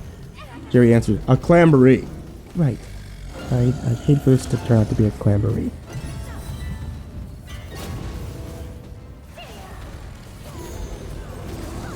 Jerry led the way with his 2 perfectly functioning legs pointing the gun and flashlight in front of him while he kicked a trail through the thick pile of snow that had settled knee-deep outside the gas station. We trudged through the frozen landscape until we were safely under the vehicle overhang next to the fuel pumps. Then he scanned the area with the light, revealing dozens of small holes in the fresh snow, like tiny baseball-sized craters. From here, he could see the roof of the gas station, as well as the piles of tiny winged creatures caught up in the gutters and slowly being swallowed by snow. I dug my own flashlight out of my coat pocket and scanned the area under the overhang, finding 6 or 7 dead birds around the edges. It wasn't the first time I'd seen this, but it was the first time I know of where it happened right on top of the store. We get strange weather patterns out here, and every once in a blue moon, birds get confused and forget which way is up and fly straight into the ground en masse. Local scientists blame everything from fireworks to pesticides, but officially, the cause is unknown. All I know is that it's frickin' weird. Hey, check this out. I turned to see Jerry had plucked one of the creatures out of the snow and was holding it in his hands. Dude, don't touch that! It might have herpes! Look, he said, and pulled a long coil of copper wire out of the bird's corpse. I shrugged. But times are tough. He threw the bird back into the snow and wiped his hands on his pants. Should we go back inside? Yeah, in just a minute. But first, we need to talk. I really hate this part. Honestly, I'd rather face one of the creatures from the forest than have a serious chat with Jerry, but sometimes we don't get a choice. Fine. I'll come clean, he said. The mice were mine, but they were dead when I bought them. I used them for snake food. I didn't know. The radio, you put it back together? He blinked a few times and slowly pulled out his pack of Marlboros, slowly put one in his mouth, slowly lit it, and took a drag, and then said, I really didn't have anything planned for this part, so I let his question hang there in the air for a minute. Did it say anything else? Oh, not much. Mostly about the snowstorm, and he trailed off. And? I asked. And it said that Sagoth has risen. He took another drag. Are you sure he didn't say a savior has risen? Like some kind of Christmas thing? He said it like 10 times in a row. Sagoth has risen. Sagoth has risen. You get the point. Sagoth has risen, etc. I thought that it was kind of weird because I'd never heard him repeat anything before. We stood there in silence until he finished his cigarette. Then he looked back up at me. So, you ready to go back inside now? We both heard the sneeze at the same time. It came from somewhere down the road, leading into the forest. And if I could have jumped, I probably would have. What the hell was that? Jeremy said in a frantic whisper. It was a sneeze. Where's the gun? Jerry looked at the ground. I followed his eyes and pointed the flashlight at the blank spot in the snow next to the set of raccoon feet-shaped prints leading off into the forest. I repeated the question slowly. Jeremy, where is the gun? I set it down to pick up the dead bird. You don't think Rocco made off with it, do you? Rocco, our resident mutant trash panda. I highly doubt that Rocco didn't steal it. We both looked at each other with that what do we do now look, and then Jeremy yelled out, bless you! All the stupid ways I've imagined of dying at the gas station. This was not one of them. A voice called back from somewhere deep in the blizzard. Hello? Is anybody there? No! I yelled back. Huh. Sure sounds like somebody to me.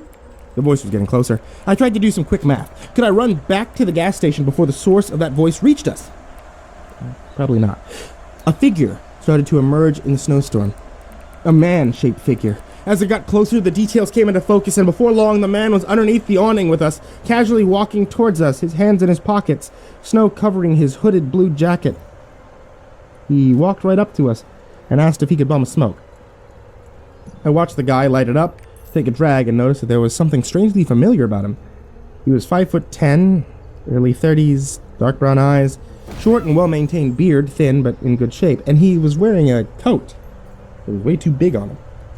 After a few moments, he asked, you guys know if a gas station is open? His voice was tip of the tongue familiar. Yeah, there's no power, I answered, but the phone still works if you pay in advance. Who are you guys? You part of the emergency service crew or something? No. We work here. We got snowed in. No shit. I was driving through, I got stuck. Been waiting in my car down the road for the past couple hours, but the engine just died. Thought I was gonna freeze to death out here. We shook our hands, and we introduced ourselves before Jerry finally asked the question that was on my mind since we first saw the guy. Hey, you aren't Donald Glover? He laughed. Yeah, I am. I knew it! We were standing outside talking to a famous actor/director, Donald Glover, at my gas station. Holy shit, I said. What are you doing here? I was driving through, answered the Grammy Award-winning musical performer, Donald Glover. You were just driving through? On Christmas Eve? He shrugged. Got lost. I looked at Jerry, and then I looked back at primetime Emmy awardee Donald Glover, who asked, so, is it cool if I come inside and warm up? Of course! Yelled Jerry before handing a spare flashlight to multiple Golden Globe winning writer/comedian Donald Glover and leading the way back to the store. Once we were back inside, we introduced O'Brien and roasted to 5-time WGA award recipient Donald Glover, and I thought it was pretty cool. This was the second most famous person to ever step into the store. As if that really was Elvis that one time, but the girls were not impressed. In fact, they seemed more concerned about why we were returning without O'Brien's pistol. Jerry explained that we were attacked by a herd of ninjas. That O'Brien wasn't buying it. Before I could tell them about the birds, the store phone rang again. I was the closest, so I picked up while O'Brien gave Hollywood superstar Donald Glover a packing blanket to wrap up in. "Hello," I said. The owner of the store was on the other end and let out an annoyed growl, then said, Jack, it's me. "Benjamin?" How many times have I asked you not to use my name on the phone? "Oh, I'm sorry. It was Benjamin." The crotchety bearded man that occasionally shows up at the gas station and shoots and blows things up. I would say more, but that's literally almost everything I know about him. What's going on over there? I'm looking at the weather reports right now, and the gas station looks like somebody opened up a portal to the center of the ninth circle of hell. "Yeah," I said. "Thanks for checking." By the way, I found your blog online. "Oh? Yeah. What'd you think?" I think you don't know the difference between a clip and a magazine. From here on out, I'd appreciate if you left me out of those little stories.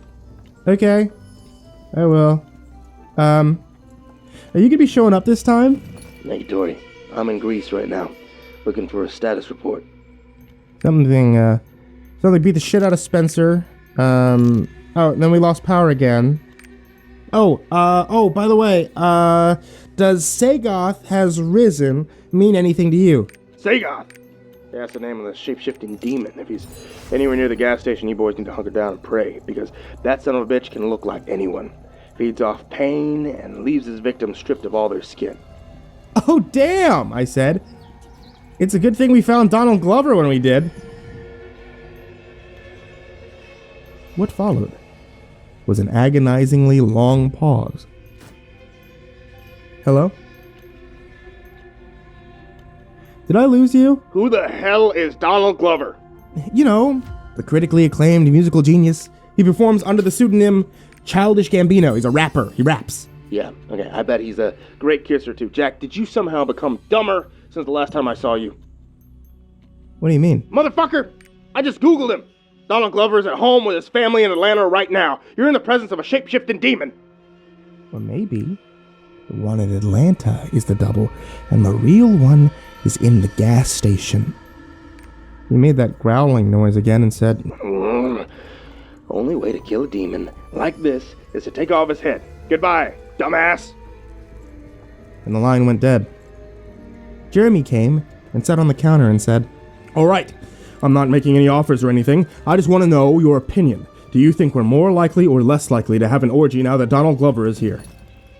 "Jerry, listen closely," I said in a low voice. "We have to kill Donald Glover." "Okay," he said, hopping back to his feet. "Let's do it. How?" Jesus. Didn't even need an explanation or anything. We need to cut off his head." "Nice." Well, I had one ally on board, but I knew that convincing 2 more people to help us cover up yet another brutal murder at this gas station might be difficult, assuming we could figure out a way to kill not Donald Glover, and also assuming that he really was a demon, and also assuming that demons are even real. Benjamin was feeding me true information, and none of this was just a vivid hallucination caused by a rapidly deteriorating mental state. Man, when I lay it all out like that, it's a lot to take on faith before committing decapitation.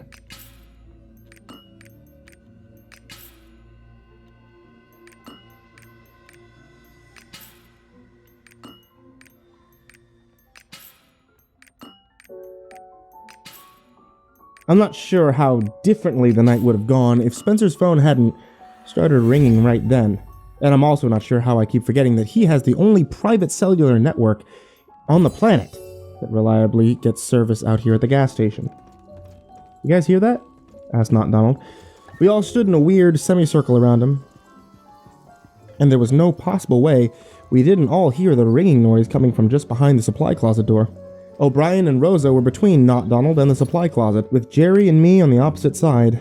We had him surrounded, and if only I could somehow telepathically convey to the others that we needed to jump him now while his guard was down, we might have a shot at incapacitating him while our skin was still intact. "I don't hear anything," blurted Rosa between rings. She was probably the worst liar I had ever witnessed. But now that she had set the narrative, the others decided to commit. Yeah, me neither, said Jerry. Prob's just the wind. Donald, the demon, pointed at the supply closet and gave Jerry a raised eyebrow. You don't hear that? The ringing coming from right behind that door? No, said Jerry. Okay, what about you? He said to the deputy. Are you going to gaslight too? For some reason, O'Brien looked at me. I tried to make a hand gesture to say, he's a demon, we need to cut his head off. I think he just kind of confused the hell out of her. Should never play charades together. Yeah, it's nothing, she said. It's nothing? Why are you people being so weird right now? Rosa scoffed and said, we're not being weird.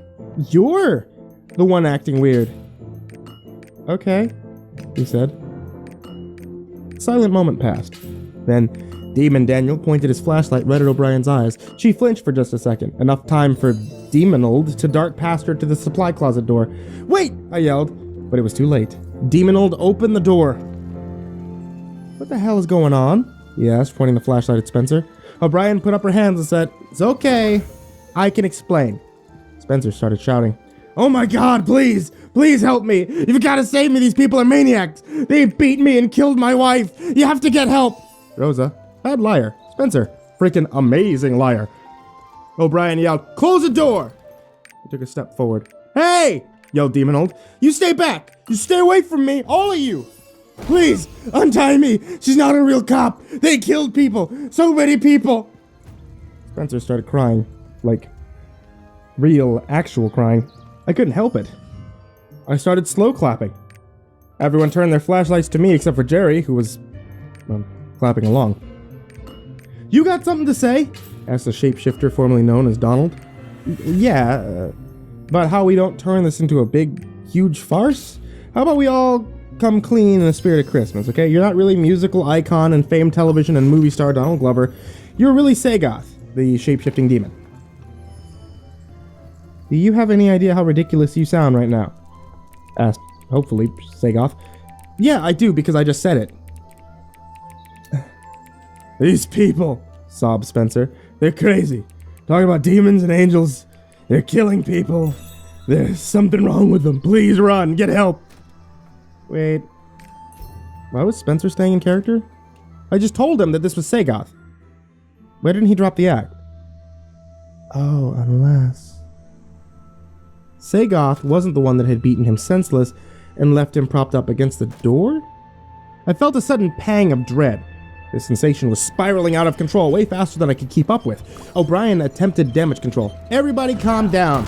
Donald, my name is Deputy Emilio O'Brien. You're a deputy? Yeah. And you think I'm a demon? No, of course not. But that guy does. He waved the flashlight at me, then pointed it at Spencer. And this guy right here? He's a wanted criminal. Okay, so that's why you beat him up and duct taped him to a chair and hid him in a dark closet? Is that something deputies do? Well, no, not exactly. But fuck this, I'm out. Before she could say anything, Donald? Question mark? Turned and ran out of the back door, letting another cold blast of freezing snow rush into the store before O'Brien raced out after him. The only sound in the room for the next minute was Spencer laughing. No, not laughing. Cackling. When he had finished, he said with a shit-eating grin, this is getting fun. I wanted to run out after them. As stupid as it sounds, if I had been able to run, I would have. They were gone. When O'Brien was an adult, she made her own decision. All I could do was wait. Time crept by slowly, waiting for her to return. Intrusive mental images of demons flaying my friend did not help. Neither did Spencer's comments. Hey, Rosa. She looked up. Shut up, I said. Let me just ask you one question. What exactly did Jack tell you about me, huh? Did he try to sell you that horse shit about me being some kind of sociopath? Rosa answered. The exact word he used was psychopath. Spencer laughed again. Nah, I've never hurt anyone before in my entire life. Came back out here for Jack. Worried about him. You know what he is, right? You know what FFI does to your brain? Shouldn't be out here near other people, no. He needs to be in a hospital where he can't hurt anybody else. What do you mean, anybody else? I crutch walked over to Spencer and considered hitting him, but then decided against it for two reasons. First, that would have been embarrassingly ineffective. And second, it was obvious that that's what he wanted. He was trying to flip Rosa and prove that I was the bad guy. I don't know why I thought it was a good idea to engage in conversation. Do you have any idea how annoying it is to live with what you did to my leg? Yeah, I bet it's not half as bad as what you did to the folks you killed. Why don't we ask Kiefer? Or ask about my old boss? Hey, I didn't kill your old boss. A second passed before he cracked a smile and I realized what I'd done. What about Kiefer? Asked a soft, nervous voice from behind me. Oh, I said, turning to Rosa. Yeah. Well, him either. Yeah, I didn't kill anybody. Let me ask you a question, Jack. You know, because you're in such an honest mood right now. Whatever happened to Carlos? Huh? I've been sitting here in the dark all night, and I can't shake this weird thought. Am I the only one who wants to know why Carlos isn't here? I looked at Jerry and said, put him in the cooler. We wheeled the psychopath into the walk-in, double-checked that the duct tape was secure, then closed the door and propped a chair up against the handle. He could scream to his tiny black heart's content in there. It wouldn't bother us. 10 minutes more passed before O'Brien returned to the store. He got away, she said as she dusted the snow off her jacket. Jerry shattered a glass beer bottle against the wall and pointed a jagged fragment at her, yelling, "Nice try, demon!" She glared at him and said, "If you come near me with that thing, you better be ready to use it, because either I'm going down or you are." You're right, I said. What? Asked Rosa and O'Brien at the same time. O'Brien was alone out there with Sagar. For how long? You have no idea if you're really you anymore. Jack, I think you're confused. Rosa raised her hand and said, "Why don't we just ask her something that only the real O'Brien would know?" "Yeah, good idea," said Jerry. "Is Jack circumcised?" "Dude! How the hell would I know that?" she screamed. Jerry looked at me, then back at her, then back at me. "Oh, were you two not?" "Oh, I'm sorry. I think I totally misread that whole situation." "Remind me to kick your ass later," she said, taking the words right out of my mouth before pointing her flashlight at the empty supply closet. "Where's Spencer?" I explained that he was trying to get into our heads. We had no choice but to put him in there. It was self-defense. Amazingly, she didn't disagree. It took a minute for the situation to calm down, but eventually, Jerry lowered his bottle knife and agreed that we would all just keep an eye on one another until daylight. And backup came. I lit the last of our candles and placed them all around the store, then got O'Brien alone in a corner.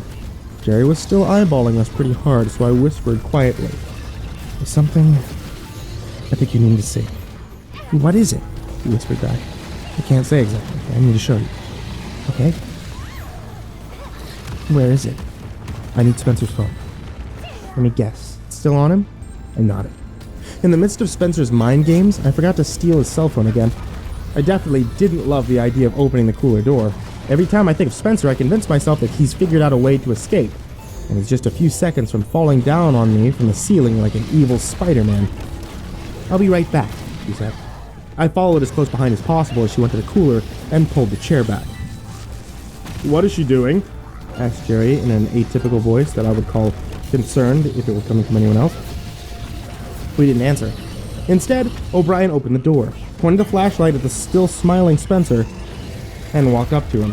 I waited until she had put her flashlight on a shelf and reached her hand into Spencer's pocket before I sprung into action, slamming the cooler door shut, pushing the chair back into place. I could hear her muffled scream and slams against the other side of the metal door. "Sorry," I whispered. "Dude, what the hell?" I leaned my back against the cooler and looked at the shocked faces of Jerry and Rosa. Had I made a mistake? If that really is O'Brien, then we'll know in a few hours when help arrives. If it isn't, we got the demon exactly where we need it. "What demon?" screamed the ever-inquisitive Rosa. "When did you start talking angels and demons? I'm willing to give the benefit of the doubt, but a person has their limits. All I know is that you've been acting strange all night, and then your friend shot me with a taser in my sleep, and then you come with this guy that you're all fanboying over so hard I expect you to start drinking his bathwater, and then out of nowhere you start saying he's a demon?" "Well, When you put it like that, sure. I guess this does look bad. Where's the gun, huh? You two go outside, and then Jerry loses the gun. How do we know that you didn't take it? Yeah, yelled Jerry. How do we know that you didn't take it? I gave him my coldest stare. I want you to let O'Brien out of the cooler right now, please. She crossed her arms and started tapping her foot. I can't do that. Why not? She called me Jack. So? Yeah, echoed Jerry. So what? So she never calls me Jack. She calls me Crutches, or Weirdo Boy, or some other slightly insensitive pet name. I've never heard her call me Jack before. Said Jerry. He does make a compelling point. Rosa screamed, "Shut up!" It was too late. Spencer had put the roots of doubt into Rosa's mind, and there was nothing I could say that would get her back on board. Fortunately for me, I didn't have to say anything, because right then the front doors opened and O'Brien walked in. "He got away," she said as she dusted the snow off her jacket. Jerry shattered another glass beer bottle against the wall and pointed the jagged fragment at her, yelling, "Nice try, demon!" She glared at him and said, "If you come near me with that thing, you better be ready to use it, because either I'm going down or you are." "How did you get out?" Rosa stammered. "Get out of what?" she asked. "Oh, check it out," Jerry said to the room. "It's Rosa's first time witnessing something paranormal. Let's see how she reacts." O'Brien put up her hands and said, "What the hell are you talking about? And why is there a chair next to the cooler? And where's the duct tape boy?" Rosa fainted. And as strange as this sounds, probably a good thing that she wasn't conscious for this next part. Did you ever hear the one about the guy who thought that a fireman was an arsonist? Admittedly, it's not a very good joke, and even if it were, I'm awful at delivery. People usually think I'm trying to be funny when I'm not, and same for the other way around. So at any rate, the punchline is something to the effect of, every time there's a fire, he's there. Feel free to forget the joke if you want to. Not important, just something I was thinking about. Well, Jerry covered Rosa with a blanket and made every attempt to keep her comfortable while I tried to explain the situation to O'Brien. Wait, so you're telling me that there's an evil doppelganger inside that cooler? Yeah. And how do you know that's what it is? A magic radio and a monster hunter told her? No, I just do. I need more to go on than that. Okay, please, just don't go into the cooler until after help has arrived. You can wait a few more hours, right? I could see the gears turning in her head, and I had to wonder if she thought I was crazy. Or if she was about to rip off our flesh and feed on our suffering. Surely, if this actually were the shapeshifter, there wouldn't be any better opportunity to start picking us off. 2 of us were locked in the cooler, 1 of us was unconscious. I'd never been much of a fighter, even with all my limbs. And Jerry was... well... Jerry. Obviously, she didn't kill and eat me, so I was forced to assume that this really was the original O'Brien, and the one in the cooler was the double. But my confidence level, in anything, reality included, had hit 0 and started digging a long time ago. A pair of headlights lit up the room, and we both looked outside at the snow truck pulling into the parking lot. I couldn't believe it. The cavalry was early. In my experience, anything can happen at the gas station, but seriously, that never happened. The cavalry was Saul Berthelot, the retired school bus driver and owner-operator of the only snowplow in town. He must have had plans for Christmas because people around here aren't exactly known for finishing ahead of schedule. And especially on the taxpayer dime. But I'd take my miracle where I can get them in these days. Saul pulled up next to pump 2, honked a couple times, and waved at me. O'Brien stated the obvious. "I think this jagoff wants you to turn on the pump." Come on, he knows the pumps don't work without electricity, doesn't he? I'm guessing he doesn't. None of us wanted to open the door and go back into the freezing cold. But when the pumps hadn't magically switched on after a few seconds, Saul decided that it would be a good idea to lean on the horn until somebody came out to help him. O'Brien pulled out her car keys and started for the door. "Where are you going?" I asked, stumbling after her and trying my best not to make it sound like I suspected that she might be on her way to kill him and strip him of his flesh. "I was going to help him on his way, if that's all right with you, Jack." I suddenly felt very small. It's bad enough not being able to trust my own eyes, or memories, or mine. It's so much worse not being able to trust my friends. "Hang on a second," Jerry said before O'Brien pushed the door open. "You just called Jack. Jack." "Yes, so?" Yeah. Jerry looked at me and waved his hands in the air. Your entire basis for locking the other O'Brien in the cooler was that she called you Jack. O'Brien shook her head at me. I call you Jack all the time. It's your name, dumbass. Don't open the door! Behind Jerry, Rosa was floating with her eyes rolled back into pupilless white bulges. He looked back at her and casually said, "Oh, snap!" She's floating again. It's not safe! Something has found you! It's waiting, hungry, outside! She slowly started to rise into the air by a few more inches until Jerry grabbed her around the waist. I'm gonna have to tie her to a chair or a doorknob or something. Do you remember where Benjamin left all the paracord? There's something on the roof! I looked her in the eye area and asked, now, is this like a metaphorical something on the roof? You fools! There's something on the roof! With that, Rosa pointed out the glass doors up at the covered awning over the gas pumps, and the thing, leaning over the edge, stared down at the snowplow. What followed is actually pretty difficult to describe. See, when I saw it, the three of us had a shared memory, a visceral animal reaction, like a nut punch to the soul. Before that instant, I had seen some things, like truly bizarre things, that many people may have considered horrific.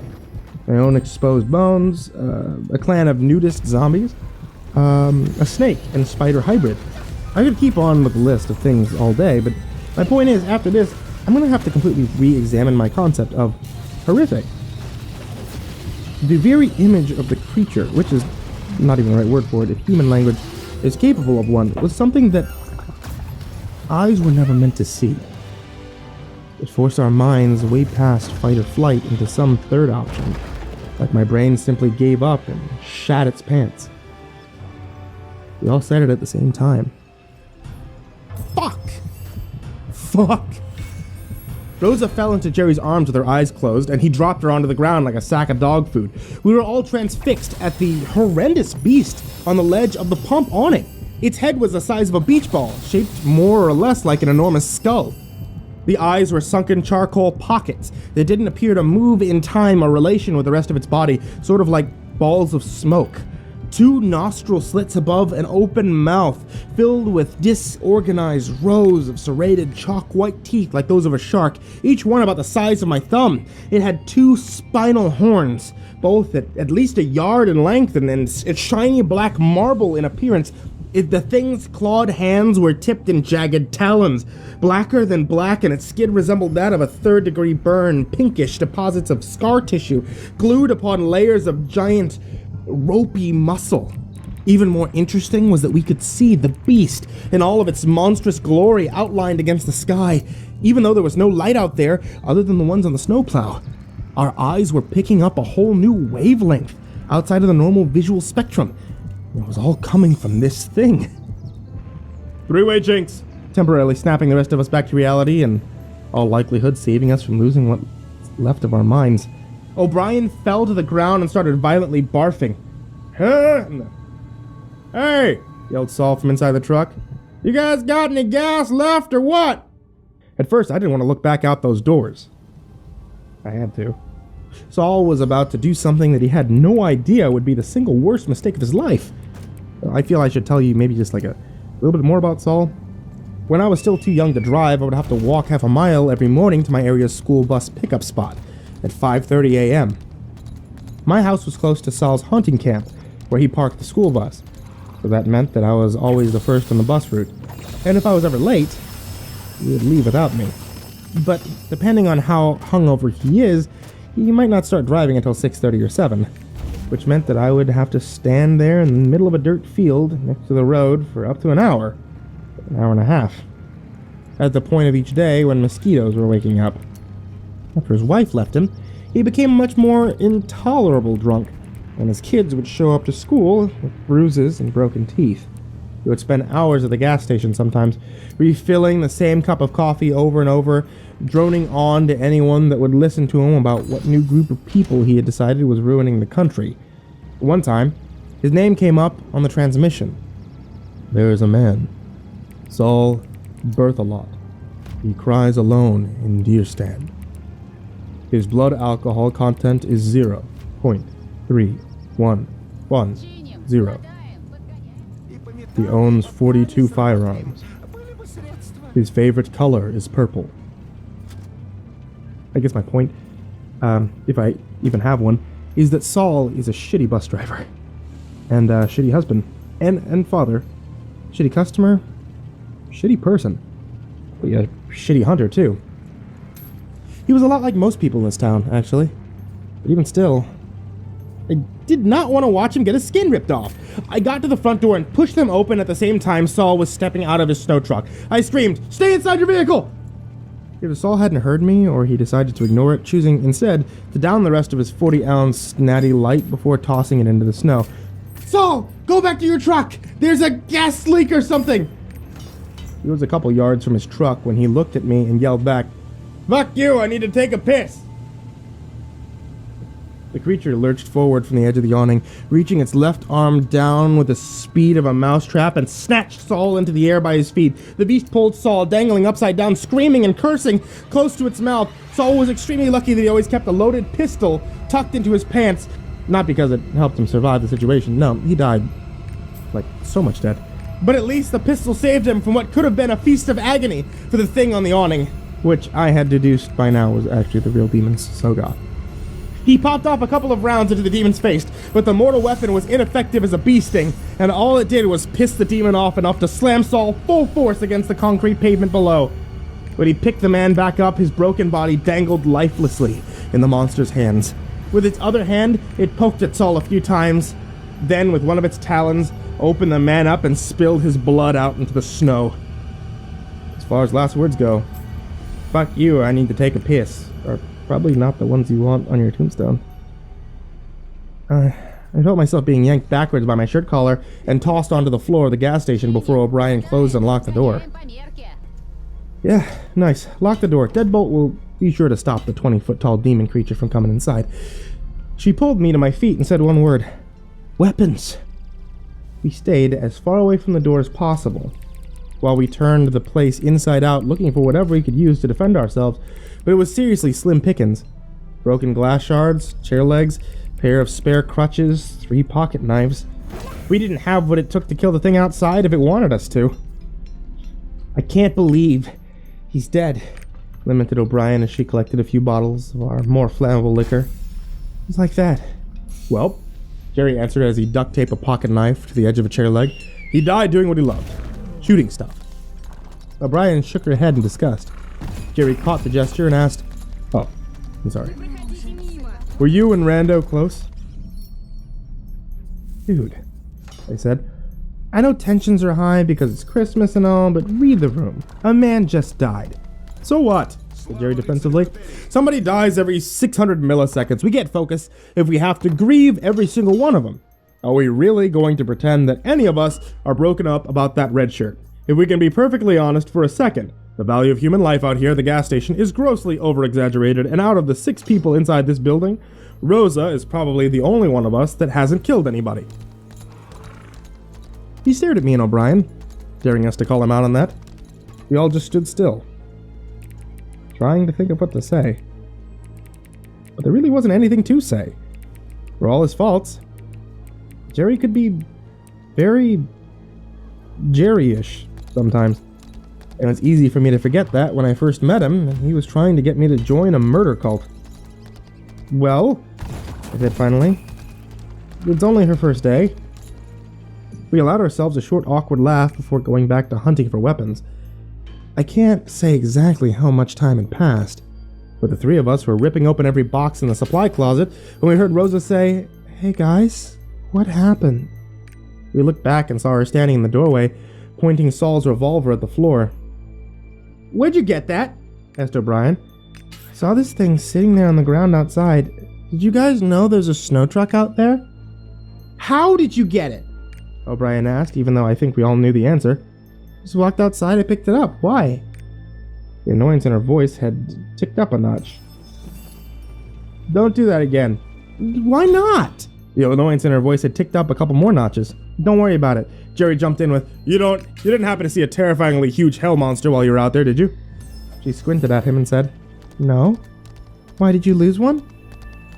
O'Brien reached out and snatched the gun from her. Hey! Sorry, I didn't feel like explaining to everyone why I'm the only one here that should have a gun right now. Well, that's fair. I wasn't even mad. I was, however, mad at the plan that she laid out next. Desperate times call for desperate measures, and there was one resource that we had purposefully neglected to tap before now. Whatever was left inside the cooler, we were going to need help fighting the thing outside. Проходите мимо. And whether I liked it or not, Душа и безлюдный поля. Spencer was a survivor. O'Brien checked the revolver to see that we had 4 bullets left. That would almost certainly not be enough if we needed it. The deputy opened the door, gun in hand, while the rest of us stood close behind, holding flashlights.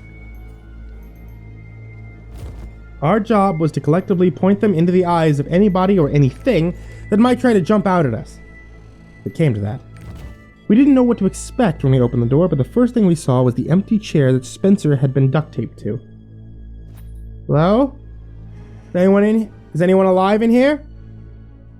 After a few seconds with no response, she stepped into the cooler, and I immediately regretted going along with this plan. Spencer flew in from next to the cooler door, hooked an arm around O'Brien's gun hand, and spun her into the wall. The gun clacked to the ground, and we all tried pointing our flashlights at him, but he was just way too friggin' fast. He planted a solid boot into Jerry's solar plexus, sending him crashing into the wall across from the cooler door, snatched a handful of Rosa's hair, yanked her into the cooler with him. Before O'Brien could even stand up, Spencer had Rosa in a chokehold with the pencil that he had used for inventory counts pressed tightly against her neck. You guys get bored without me or something? He taunted. I kept my flashlight trained on him as he slowly backed into the cooler. The deputy's handcuffs were still around his wrist, but the chain had been snapped, and now it was nothing more than a pair of fancy bracelets. Dude, listen, I started. Shut up! He yelled. Here's how this is gonna work. First, crack! Spencer released Rosa and fell to the ground, his head colliding with the floor and bouncing. Behind him, shit, not this again.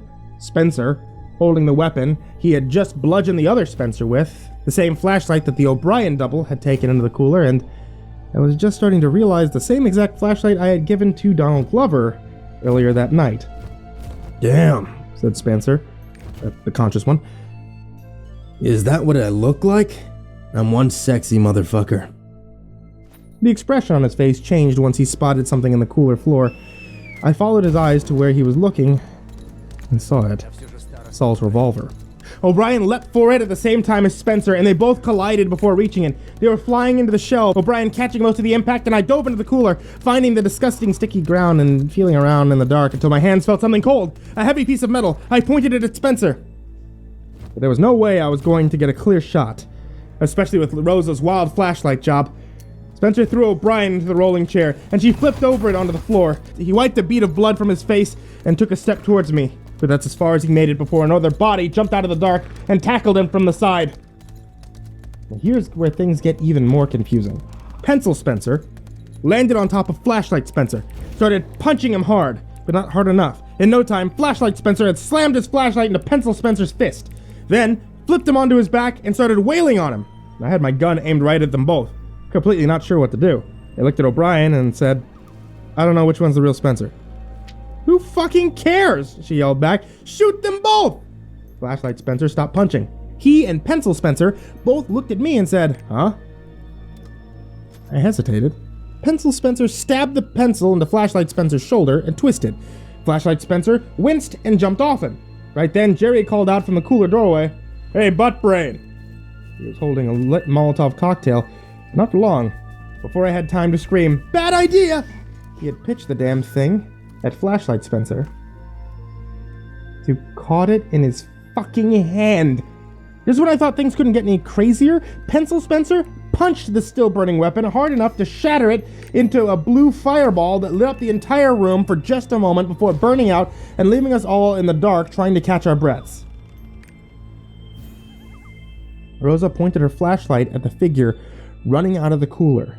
The Spencer ran right through Jerry like he was made out of balloons, then disappeared out the back door. After a couple of seconds, we collectively remembered that there was still a Spencer in the room and pointed our flashlights around to find him. I looked at where he just was, finding nothing but specks of blood and broken shelves. Then I pointed at O'Brien. Then Rosa, who was sitting on the ground, pointing a flashlight at me. And then the other Rosa, who was sitting right next to her, holding an identical flashlight. The Rosas both crawled quickly to the opposite sides of the cooler, and then stared at one another with the exact same look of frozen shock, while O'Brien stood between them and spoke. Alright, here's the deal. One of you is a shapeshifter. That's the one I'm talking to right now. We didn't come in here to hurt you. We came in here because we need your help. There's something outside the gas station that just killed a man. I watched both of their faces and instantly knew. One looked up at O'Brien and asked in a soft voice, "Somebody died?" The other waited about a second too late to mimic the look of fear and concern on Rose's face. I walked right over to the shapeshifter and said, "You're busted."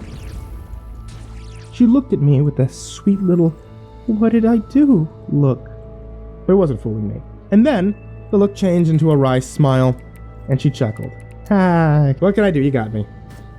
"So," I started, "who is Sagoth?" She got to her feet and answered, "Oh, I don't doubt you got a ton of questions, but I don't have the time to desire to answer them. This has been a nice distraction, but if what you say is true, I need to get to work." You could have escaped any time you wanted? I surmised. Well, yeah, but you humans are such curious creatures, and I needed something to do to pass the time until Sagoth showed up. Well, I'll be off. And when you wake up, you won't remember any of this. The double waved his hands, and Brian, Jerry, and Rosa Prime all fell to the floor unconscious. I looked at each of them, just trying to make sure that they were still breathing, then back at the mimic Rosa in front of me. Well, that certainly is strange. But it's time for you to go to sleep. She waved her hands again. I blinked a couple more times. What? I don't sleep, I said back. I thought I told you that. You may have told Rosa, but I can't copy memories, Jack. Just voices and faces. Now, who are you? I really don't have time for... I pointed the revolver at her and squeezed the trigger. Okay, hold on. I know that sounds bad, but I'm sure you moral absolutists out there are probably thinking to yourselves, I would not have done that if I were in this situation. Well, you know what? You weren't. I was, and I was actually pretty pissed off, not just because the asshole had been screwing with us, using us as bait to lure out the real demon, and letting us all go super paranoid on one another this whole time, but also because after all this, after everything I'd been through, that night, he announced that I was going to be the only one to remember any of it. Besides, I had already worked out that a bullet to the chest wasn't going to kill it. Ah! It screamed, immediately transforming into O'Brien before my eyes. Why would you do that? All I wanted to do was help you. But if I had to kill you to get to Sagoth, I will. And you're not... I shot again, aiming for the center mass like Benjamin always said. The creature immediately transformed into Jerry. It smiled, and I shot again. And that's when it turned into someone else. It turned into her. She who shall not be named, the girl that would haunt my dreams if I was capable of having any. The creature looked at me with her green eyes and asked, "Well, are you gonna shoot me again?"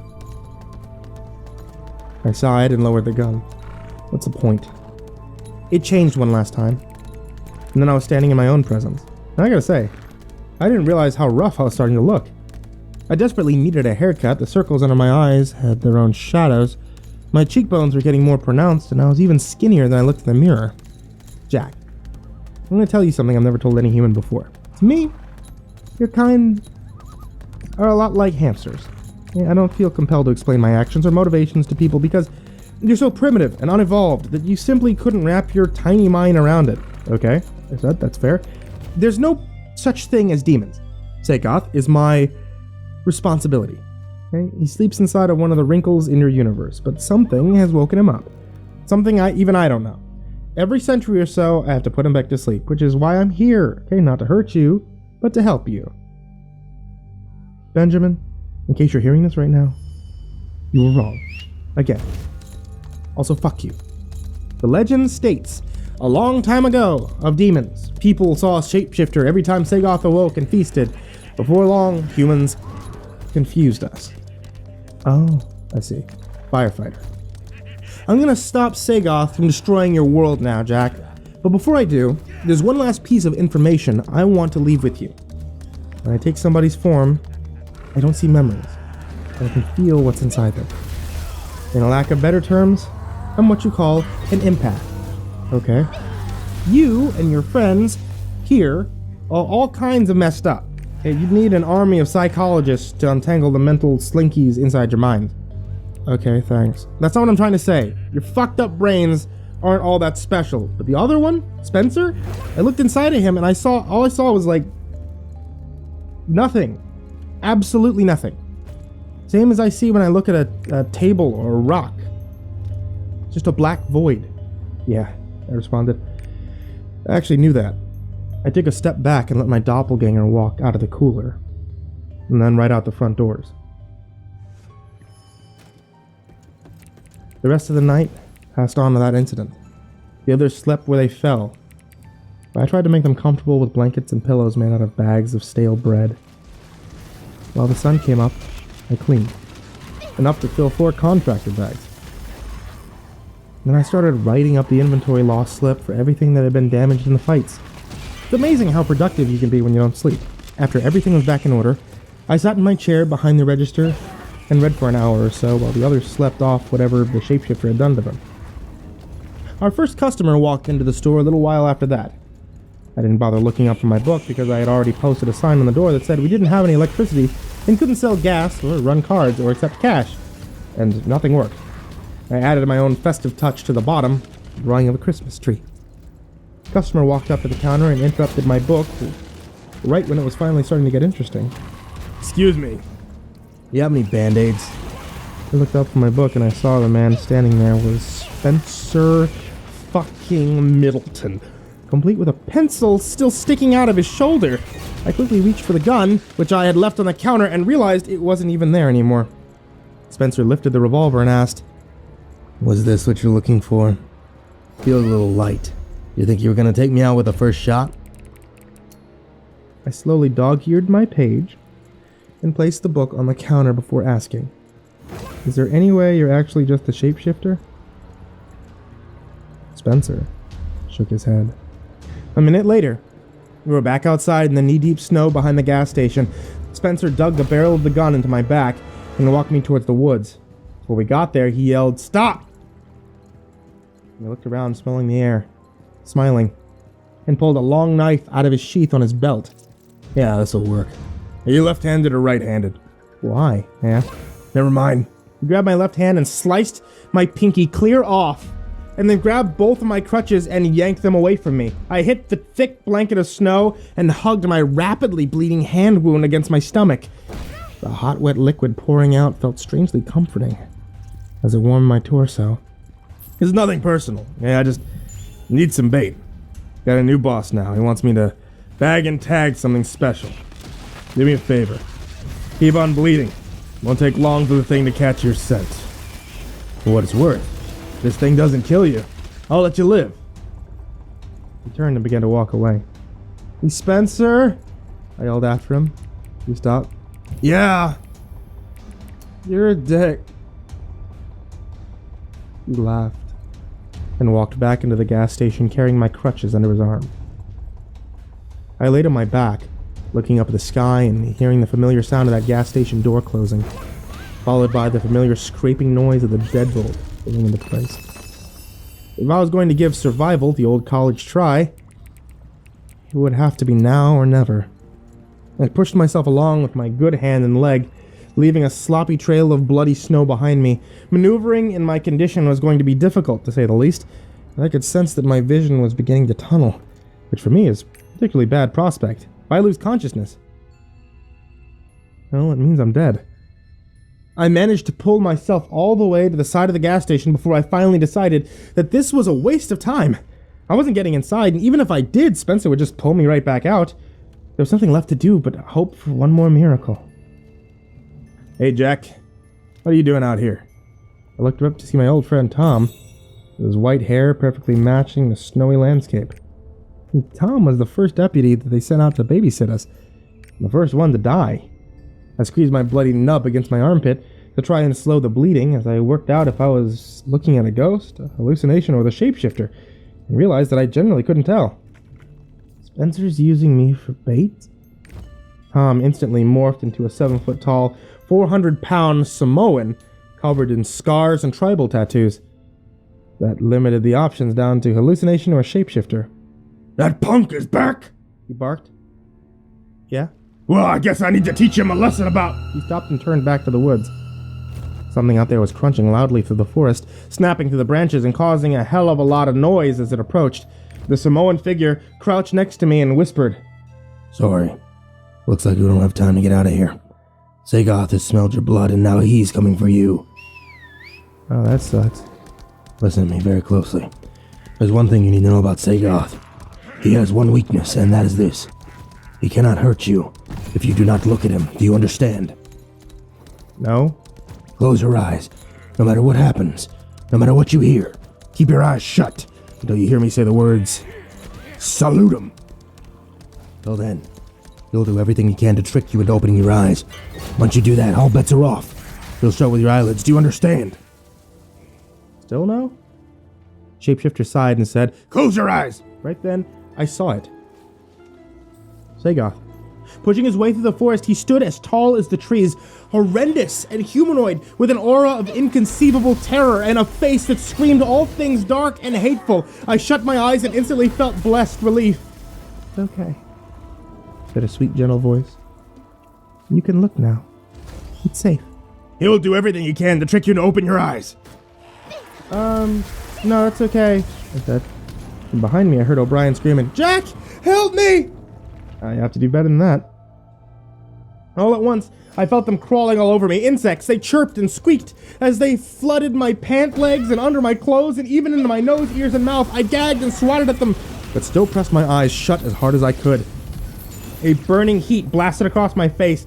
I heard the giant being scream from inches away, Maggot, open your eyes and behold your damnation! No thanks, I yelled back, and then he brought the big guns. The next thing I knew, I was falling. There was no earth beneath me, only air, whipping past my skin as I plummeted down, down, down! It's a good thing I'm still a coward, because I think squeezing my eyes shut in a situation like that was actually my natural reaction. And after falling for what felt like ages, I finally landed on a warm ocean. This was about to get really tough. I kicked and screamed at the water around me with no idea which way was up or down. I was certain that I was about to drown, but still, I kept my eyes shut. Eventually, I could feel myself rising. The air left in my lungs was maybe possibly enough to pull me to the surface. I held off for as long as I could until my lungs ached with a pain that was almost as bad as death, and still, I had not broken the surface. This was it. The moment I would finally die. But if I had to go, I wasn't going to give that douchebag demon the satisfaction of knowing that he'd beaten me. I kept my eyes shut, put up 2 middle fingers, and took a deep breath of water. Which of course turned out to be air. And as soon as I inhaled, I was transported back to the snow-covered patch of dirt next to the gas station, completely dry and still freezing to death.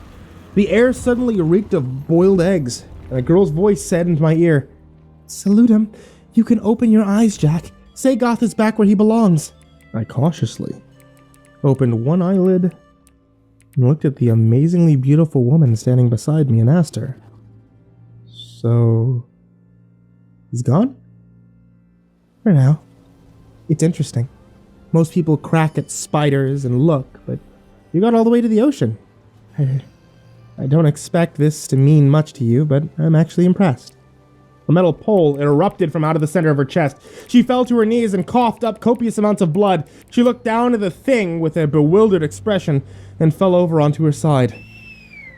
The pole was thin like an arrow, covered in serrated hooks, and once she hit the ground, I could see that it was actually a spear. The other end of it protruded from her back with a black cord connected to it running all the way across the yard to the feet of Spencer Middleton. He dropped the harpoon gun and whistled to himself as he walked the distance to where the shapeshifter was still gagging, still twitching, and grabbing onto the pole that impaled her. As he came closer, she started changing. From one form to another, a giant bodybuilder, an Olympic-style wrestler, a morbidly obese man, a child, Jerry, O'Brien, me, Spencer, and then it started switching faster and faster, 10 different people each second, all of them holding onto the spear and bleeding out into the snow. It went through 100 of them before finally stopping and settling on that of a frail, old Asian woman. Tiny and wrinkled, more white hair than black. Huddled in a fetal position, as tears rolled down the side of her nose into the snow. Something told me that if the shapeshifter had a true form, I was looking at it. Struggle all you want, Spencer said to her. This spear is tungsten. You can't pull it out or break it. I own you. And in a minute, dead or alive, I'm going to sell you. He grabbed her around the neck and dragged her away. All I could do was watch them go. She connected eyes with me until Spencer had dragged her around the side of the gas station. And then, that was it. I was alone. I couldn't move anymore. Even breathing was beginning to become a near impossible task. I thought about how strange this was going to look to Jerry, or O'Brien, or whoever was going to be unlucky enough to find me out here, clutching my four-fingered hand under my armpit and staring into the forest. The blood in the snow was already being erased under a slow flurry of snowflakes. And after an hour or less, it would look like none of this had ever happened. People knew I had mental issues, so this wouldn't even be front-page news. The only curiosity will be, I wonder what happened to his finger. Oh well. There are certainly worse ways to go, especially in a world with monsters like Sagoth and Spencer. I watched the snowflakes fall and focused all my effort on the labor of drawing in one last breath. And one more. And then one more after that. It might be pointless, but I'm going to get my last few seconds. And then the back door opened and somebody came over to my side, grabbed me by the shirt collar and started dragging me. He dragged me through the back hall and instantly I felt the blood rushing through my veins all over again. He took me all the way to the front of the store and dropped me onto my back before crouching down next to me and smiling. I told you I'd let you live if I caught what I wanted. And a deal's a deal, right? I took a deep breath of warm air and tried to find the right words to tell Spencer just how much I hated him, but I couldn't. He didn't seem to need me to anyway. You know, Jack, maybe things aren't meant to change. Maybe things are the way they are for a reason. I mean, it's been up and down for both of us. We've both lost so many friends here at the gas station. Kiefer, Carlos, Tom, that Hunter asshole from this morning. But at the end of the day, only two things are constant. You and me. You're like that shitty Batman to my awesome Joker, and don't worry about the shapeshifter. Just handed her over to my new boss. So, she won't be bothering you anymore. He stared out the doors at something I couldn't see. Smiled big, smug, self-satisfied. Yeah, you're right. Some things never change. How you never remember that I can pick your pockets. Hey, Spencer? I said as soon as my voice had come back to me. Yeah? He said. I'm right-handed. I stuck the tip of the revolver into his stomach and pulled the trigger. The look on his face was that of... I cannot believe that shit just happened. He fell onto his ass and looked at the gun in my hand. And then the rapidly growing circle of blood on his shirt. You little piece of shit. O'Brien fuckingly woke up and ran out of the cooler into the front room yelling, "What was that noise? Jack, are you okay?" Spencer grabbed his stomach and bolted out the front door. I tried to yell to O'Brien to go after him, but I had lost the ability to talk again, and instead, I just closed my eyes and waited. So I got to ride in an ambulance, which is pretty cool. I also got to take Christmas Day off of work, which is about the closest thing to a Christmas miracle I can get, so I'll take it. The others all came and visited me at the hospital in shifts. No, I mean, somebody had to stay and watch the gas station. And I even got to eat like 10 packs of chocolate pudding. There's a nurse here that I suspect has a thing for me because she keeps sneaking me extra desserts. Once again, the official report is that nothing supernatural happened. Saul's disappearance, my beating, and the damage to the gas station and all the blood were blamed on Spencer. The others have absolutely no recollection of the night, and I'm left with no proof besides my notoriously shaky memory, which is why I decided to write it all down before I forgot anything. All in all, it wasn't the worst Christmas I've ever had. On Christmas Day, the nurse brought me a neatly gift-wrapped box. I asked who it was from. He just smiled and said somebody special had dropped it off for me. I unwrapped and opened it to find another, smaller box. I unwrapped that one and found another box. And inside that box, another smaller box, and the last one was small enough to fit inside of the palm of my hand.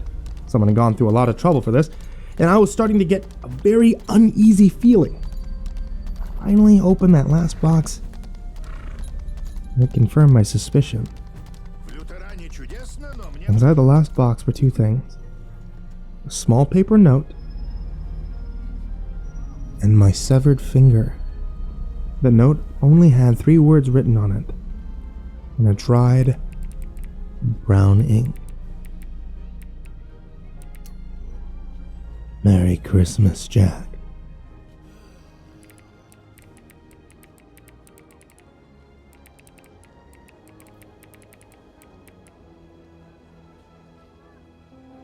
I learned something pretty interesting today. Apparently, hanging upside down for too long can be fatal. Now, I'm not going into everything that led us to the moment of this discovery because most of it isn't that important, but believe me when I say it was weird and stupid and involved thousands of leeches. We were suspended by rusty chains wrapped tightly around our bottom halves, some 10 or so feet off the ground in a mysterious underground building that had somehow gone unnoticed for decades in the forest next to the gas station where I work. It was cold and damp, and our only light source were the trio of burning barrels organized in a triangle around us, and I'm pretty sure this place wasn't ventilating any of that smoke. I was annoyed.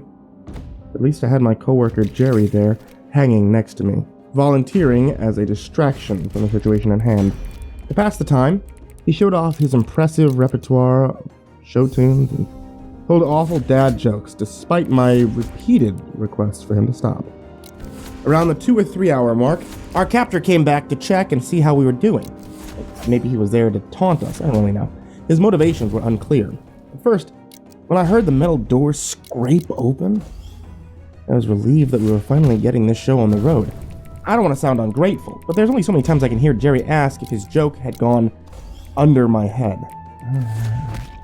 He walked into the room slowly, one deliberate step after the other, and I'm sure he had theme music playing in his head and probably thought that he looked way cooler than he actually did. He was wearing cargo pants, a black leather jacket, and an apron spattered with blood. In one hand, he held a machete, in the other, an oversized hook.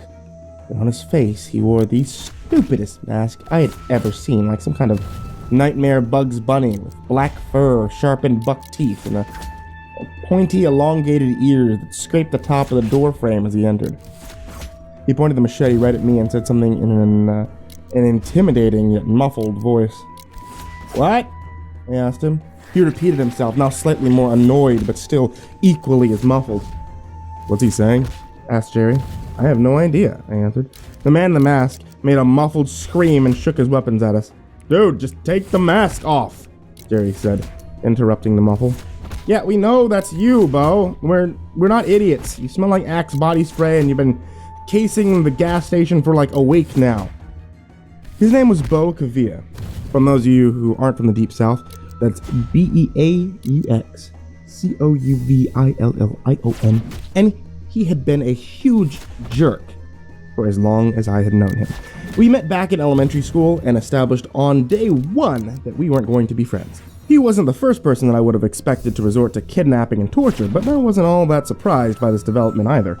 It would be generous of me to say that Bo was a product of his upbringing. Sure, he came from a stupid, angry family in a stupid, angry town, and one might be tempted to say that he never had much of a chance of breaking the cycle, but I feel like maybe that's letting Bo off the hook too easily. My memories of Bo growing up most revolve around attempts to avoid him in gym class, and out of gym class, and everywhere. In 10th grade, Bo had a brief stint of popularity after the school board refused his grant request for $5,000 to sponsor a high school clan club. The student organization intended to celebrate Anglo-Saxon heritage by driving four-wheelers around in the mud. He and his father, well, mostly his father, sued on the basis of racial discrimination and settled out of court for an undisclosed sum. After that, he started shopping for clothes exclusively at Hot Topic and wearing his ginger orange hair in spikes like a 90s punk rocker.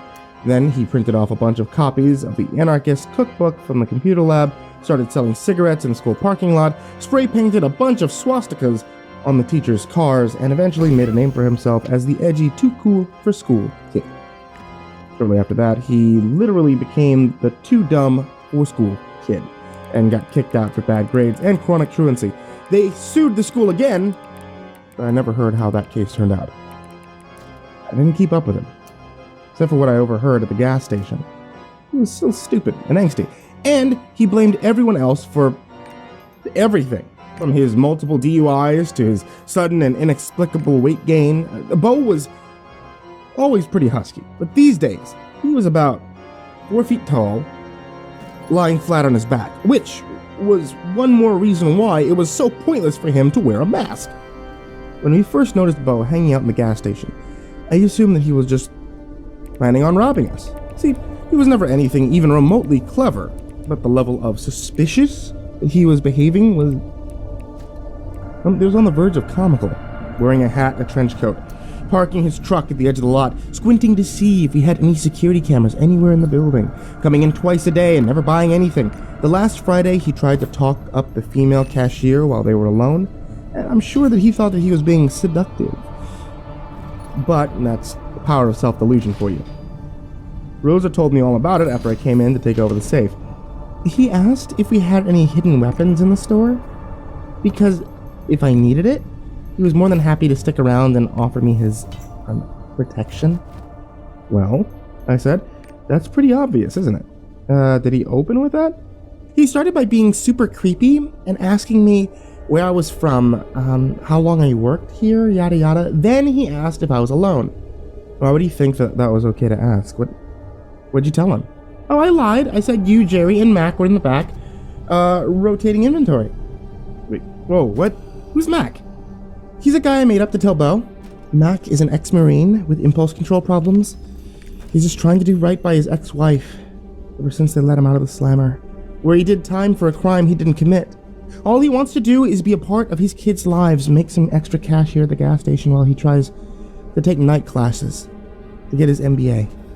But an old acquaintance from his days in the service comes back into his life suddenly and unexpectedly, pulling Mac back down a dark rabbit hole that will change everything that he stands for.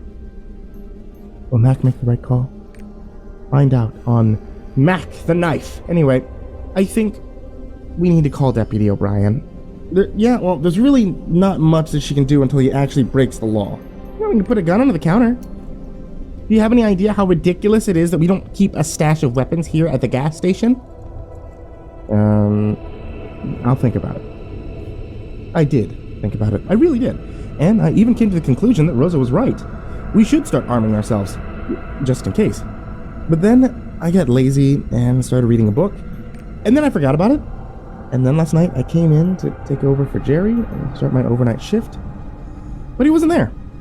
Instead of Jerry, I found this fat dummy holding a machete and a gun, wearing this silly rabbit mask, forcing me into the back cab of his truck, and then he drove me out to the woods, down an old dirt road to a giant metal bunker door, and forced me inside, down a concrete hallway coated in dirt and graffiti, past rooms half filled with stagnant rainwater, past giant metal silos, crumbling columns and metal beams, and finally into this huge empty room where he tied me up with chains and hoisted me to the ceiling, next to Jerry.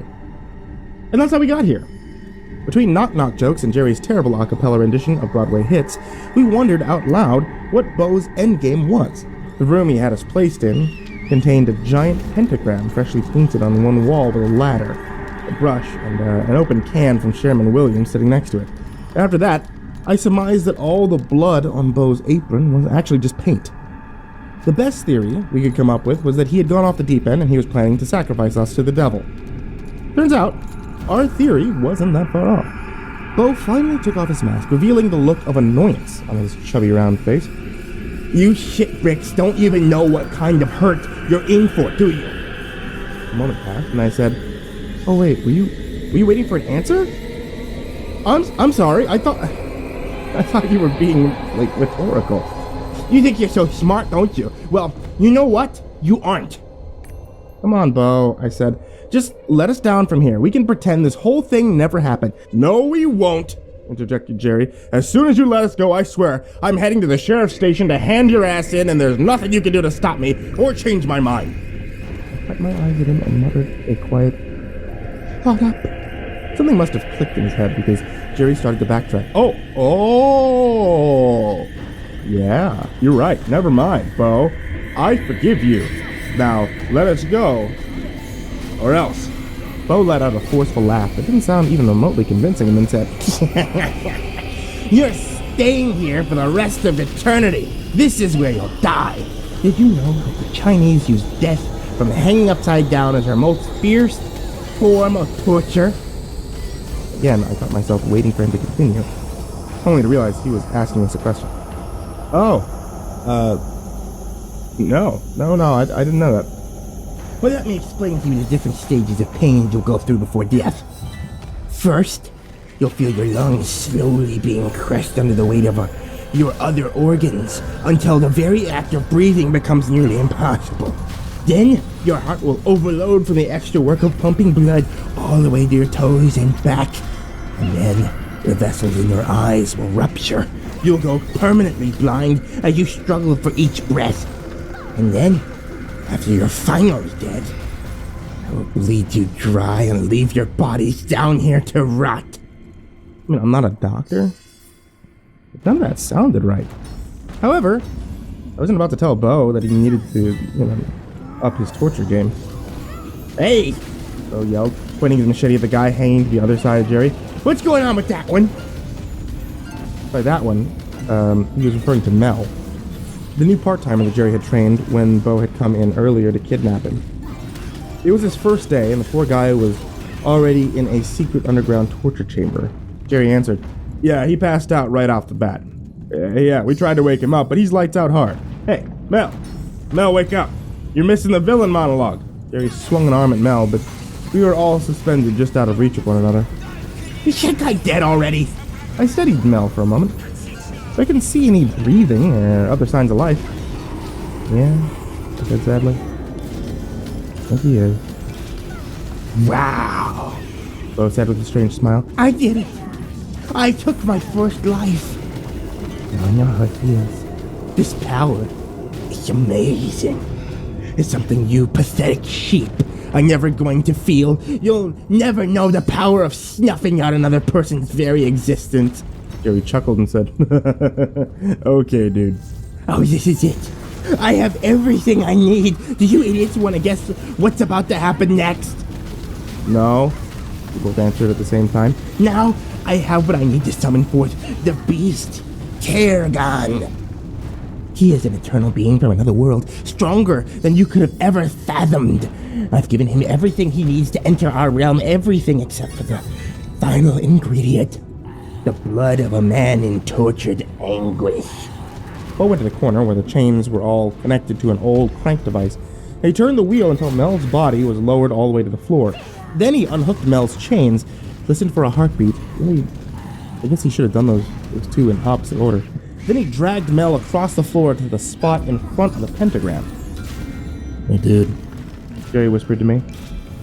Want to get out of this? I think we should seriously reconsider buying a shotgun or something for the store. Bo got down on his knees and fished a large pocket knife out of his cargo pants, flicked it open, and kissed it.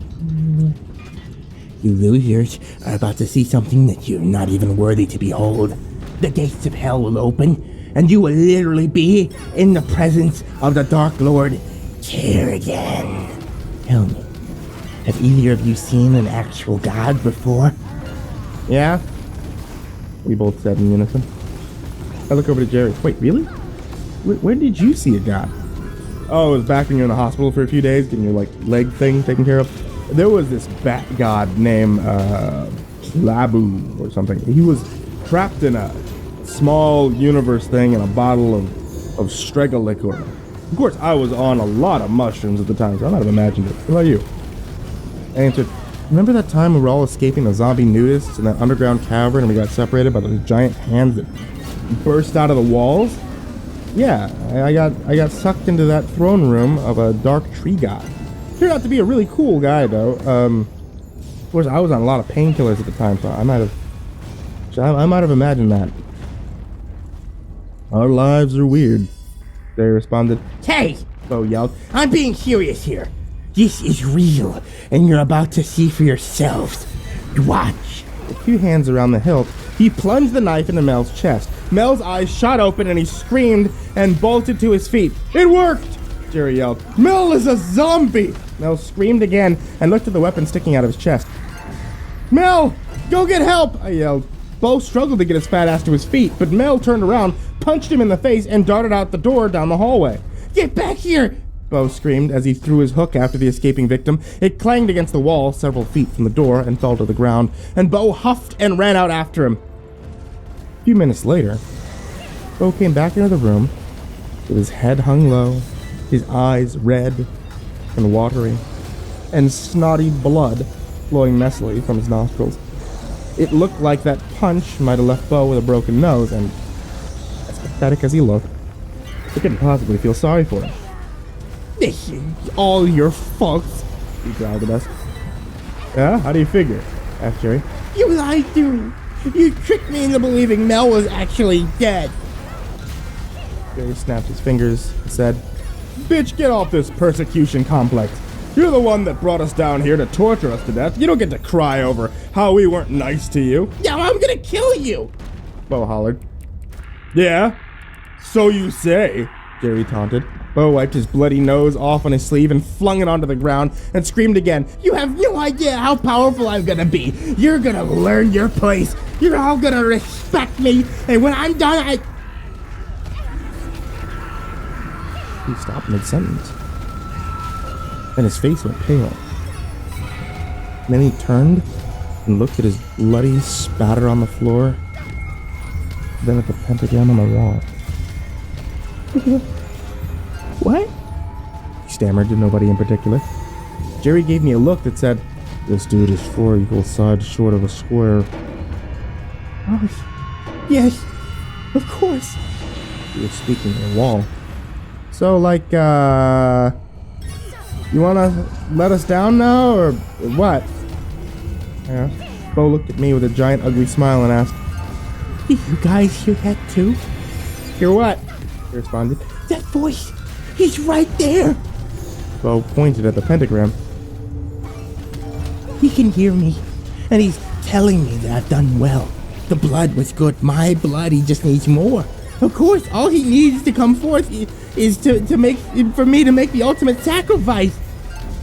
Bo picked up his machete with his right hand and held it to his left wrist, then closed his eyes and took a deep breath. This is it. This is why he chose me to summon Kerrigan. Because he knew when the time came, I would have the strength to do what's necessary. Wait. Oh, hold on. Who chose you for what? I said. I'm lost. Yeah, Jerry said. Me too. I wasn't really paying attention. Was Mel a zombie or what? Bo opened his eyes, forced another fake laugh, and said, There's a man in town. I never got his name, but I didn't have to. He found me. He offered me a job. He gave me purpose. And now I'm part of something greater than myself. All he asks is I summon Kerrigan into this world. It's all part of a great plan, and soon it'll be finished. He closed his eyes. He lifted the machete, then slowly put it back against his skin. Then we waited. For like 30 seconds. Eventually, Jerry crept into the silence in his best Emperor Palpatine voice. Yes, that's it. Do it. Let the darkness be your strength. Let the anger guide you. Let the hate flow through you. Dude, I said, quit it. You're gonna mess him up. Bo threw the weapon to the ground and screamed at us again.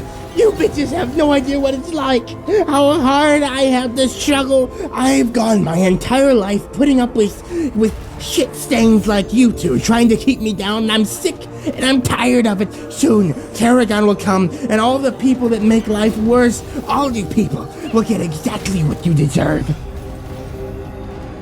I had actually forgotten that he still had a gun until this moment, until he pulled it out of his waistband and his cargo pants and said, This is what real strength looks like! And put it into his mouth.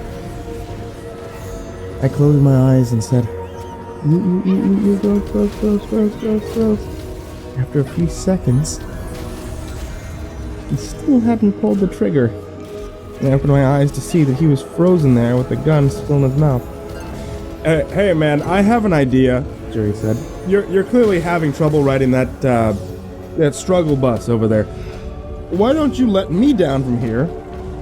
Give me the gun. and I'll kill you. Yeah? What? Sound good? You want to die. I want to kill you. It's a win-win. Bo pulled the gun out of his mouth and spat on the ground. You don't have what it takes to kill anybody. Oh, no, really, I've totally got a hard-on for homicide. Just ask Jack. It's true, he said. Before he worked at the gas station, Jerry was the only surviving member of a murder cult. Bo walked angrily over to the crank wheel and started lowering Jerry to the ground. Oh shit, is this actually working? Bo took the chains off Jerry, tossed the gun next to him, and then held the machete like a baseball bat right underneath me and said, Okay, asshole, here's the deal. You can't back out now. If you don't spill my blood and open the portal, I'm gonna kill your friend, and... Jerry didn't hesitate for 1 second to shoot. Bo screamed and flopped onto the ground, hugging the foot with a fresh bullet hole. Then Jerry fished his pack of smokes out of his pocket, lit one up, and took a puff. Hey, dude, I said, you wanna let me down from here now?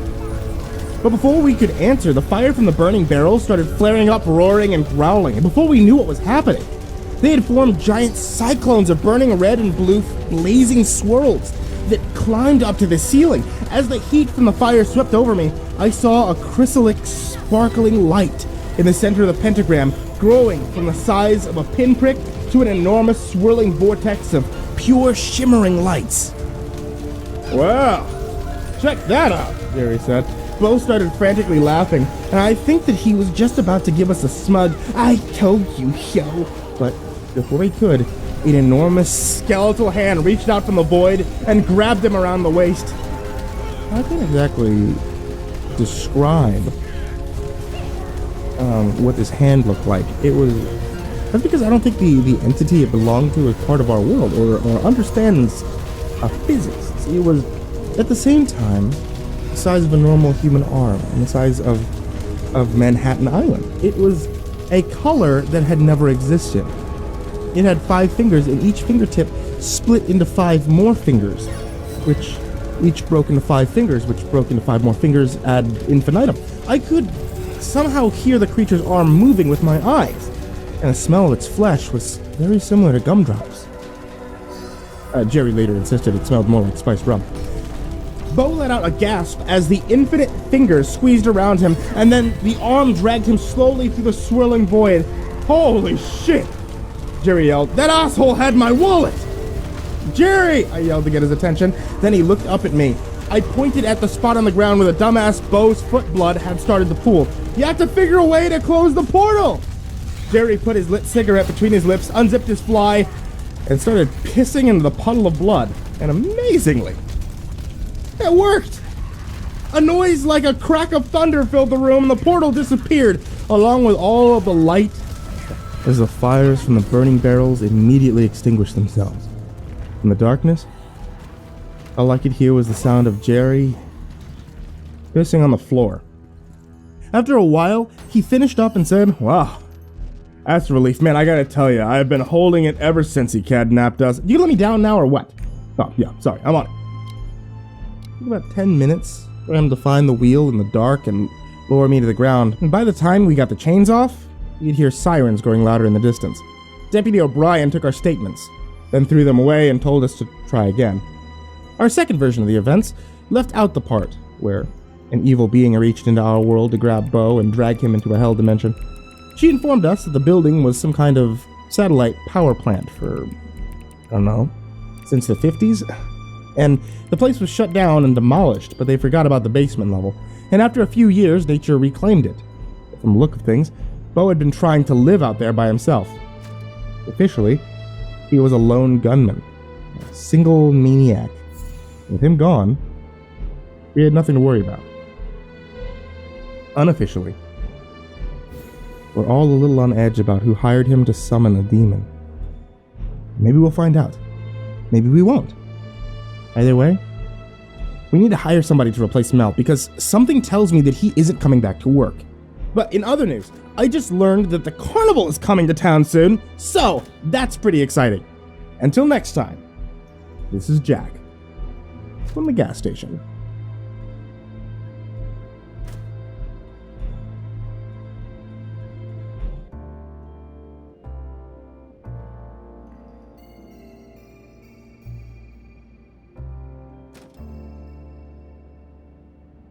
must confess, this process hasn't exactly been easy for me. Wading through the memories of what happened feels like digging through the rubble of your home after a tornado. I look for anything worth salvaging and try to ignore the rest.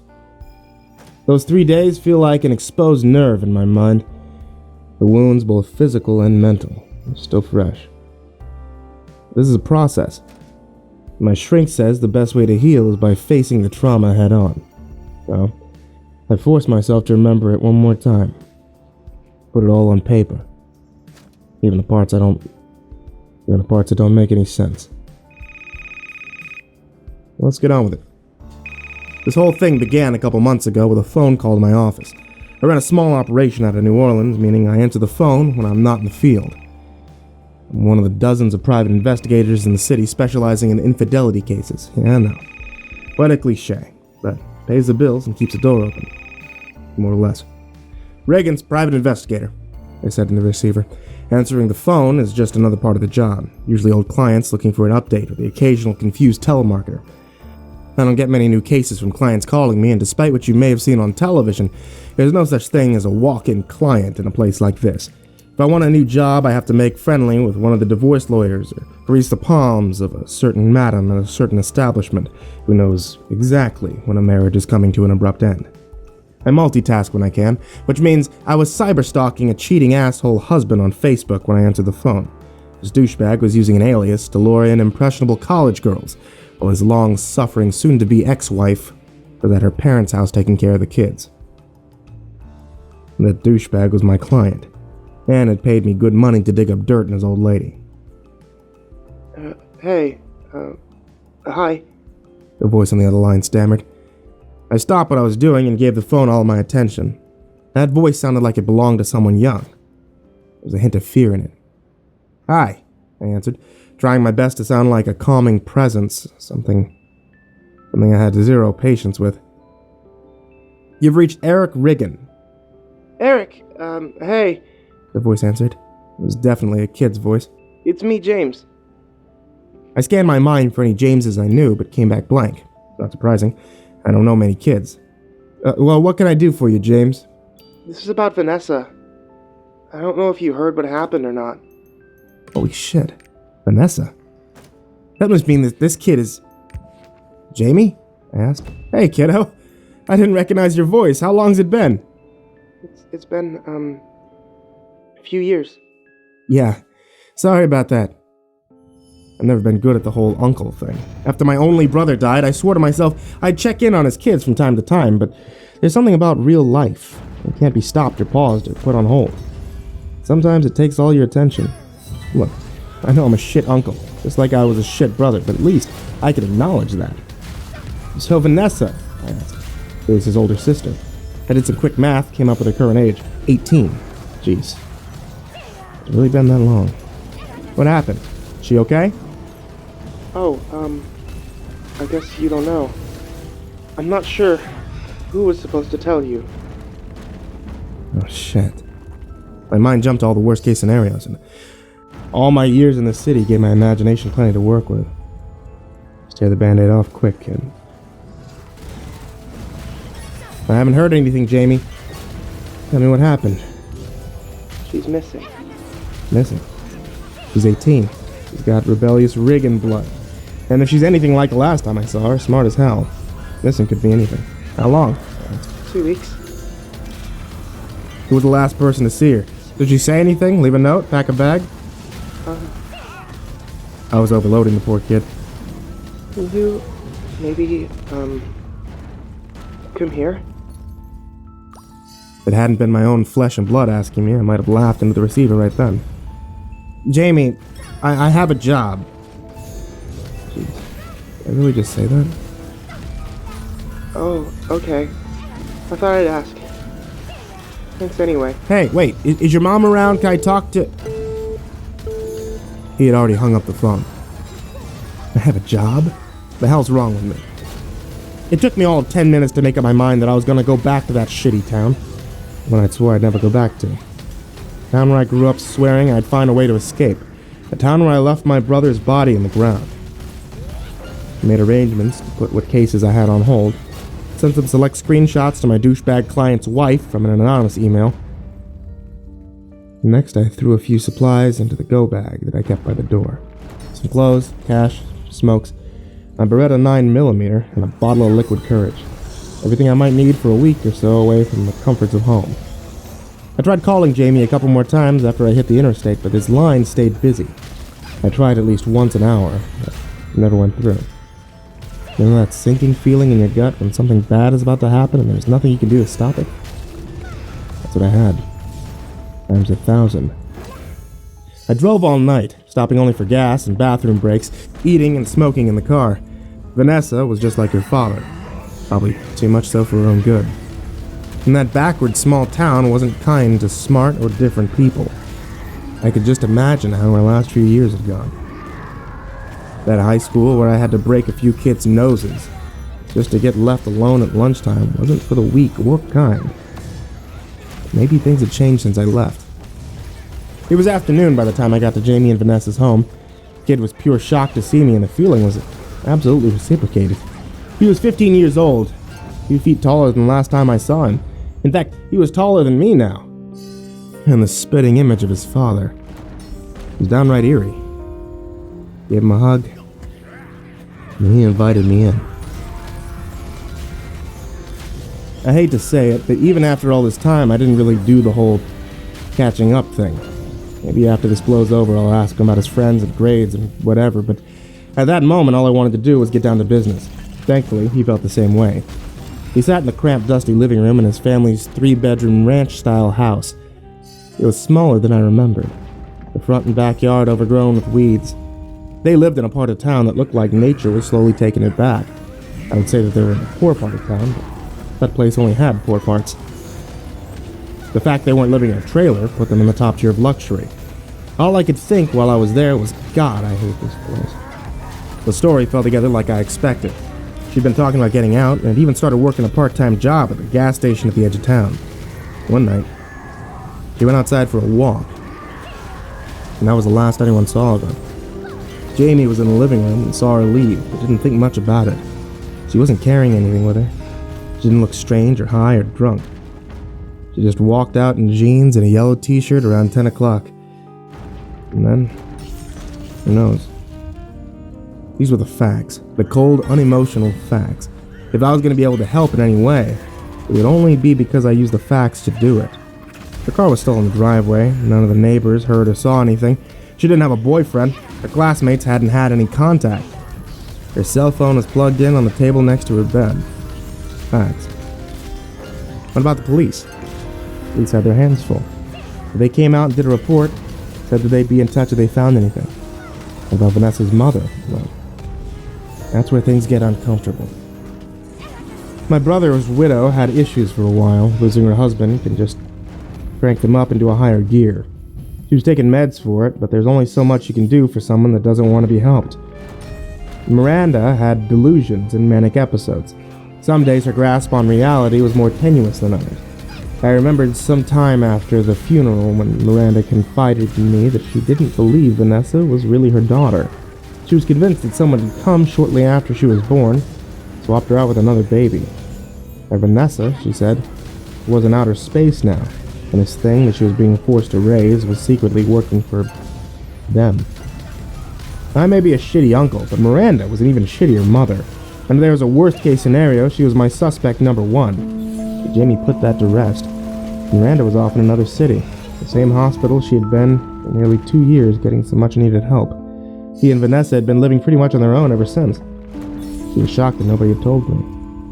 Look, I finally said after I'd heard everything there was to tell, I know you think I can help, but I'm not sure I'm really qualified to do anything here. I've never worked a missing persons case before in my life. I can pay you, he said defensively. Look, I don't care about money, not right now. I just want to manage expectations. You know the 48-hour rule, right? He nodded. Well, you also know that Vanessa's a smart kid, super smart. She's most likely with somebody blowing off steam in the city. He nodded again. I don't know if I was being convincing or not. Comforting clients is the one thing I could never get right. Right now, I have to treat this like a case. Good. I thought I said something I never should have. gonna find her. I promise.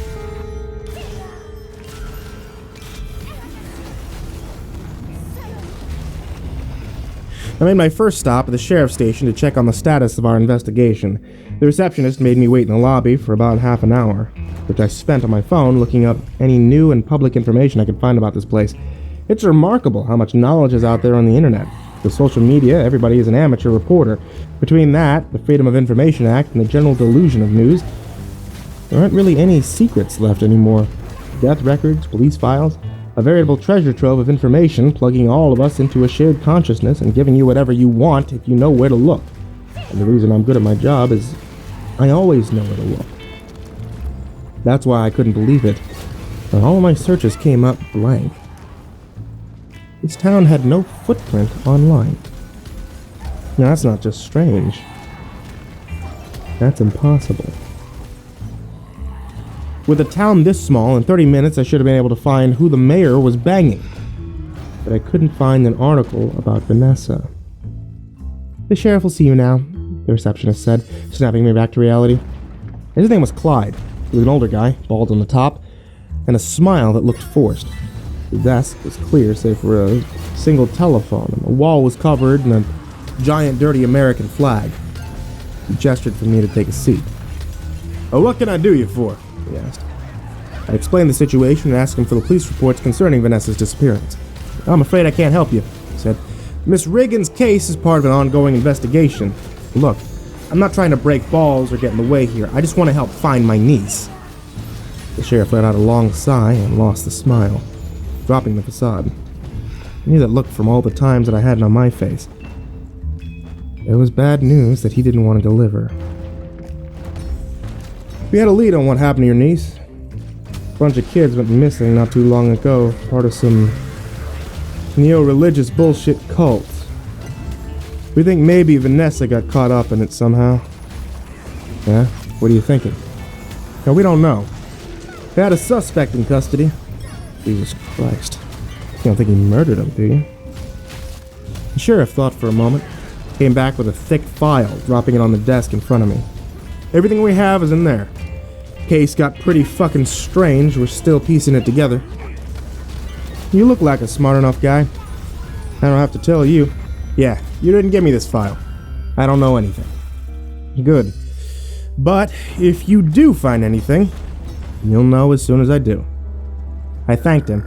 We shook hands before I left. Out in the lobby, I saw a couple deputies fixing themselves some coffee. I approached them and asked, "Mind if I grab a cup?"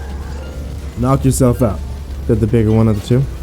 He was an intimidating figure, 6'2", built like a linebacker. The name on his pin said Williams. The smaller one was still taller than me, but lanky and young, probably a fresh recruit. His pin said Franklin. Franklin folded his arms and sized me up. "You some kind of reporter?" he asked. "No, not me. I'm Vanessa Riggins' uncle." "Who?" he asked. I gave them my best cold stare. "Vanessa Riggins. The young woman that went missing a couple weeks ago?" Franklin shrugged and said, "Which one?" Williams hit him in the chest. "Show a little humanity, man." "Sorry, I didn't mean... You know, we got the guy. I mean, he hasn't confessed to anything, but..." "It's fine," I said. "Shitty town. Shitty..." "Well, what are you planning to do?" asked Williams. "I'm retracing her last few days. I guess I'll go check out the gas station where she worked." When I said that, it was like the air was sucked out of the room. I trained myself to watch reactions, to know when people are lying, but an idiot could see Franklin got pale. The hairs on his skin stood straight up and threw an awkward glance at the older cop. This rookie had no poker face. Williams tried to play it cool, but Franklin already blew that. Took a deliberate sip of coffee, tried to sound disinterested. Gas station on the edge of town, huh? You been out there yet? It's been a long time since I lived here, but I remember the stories.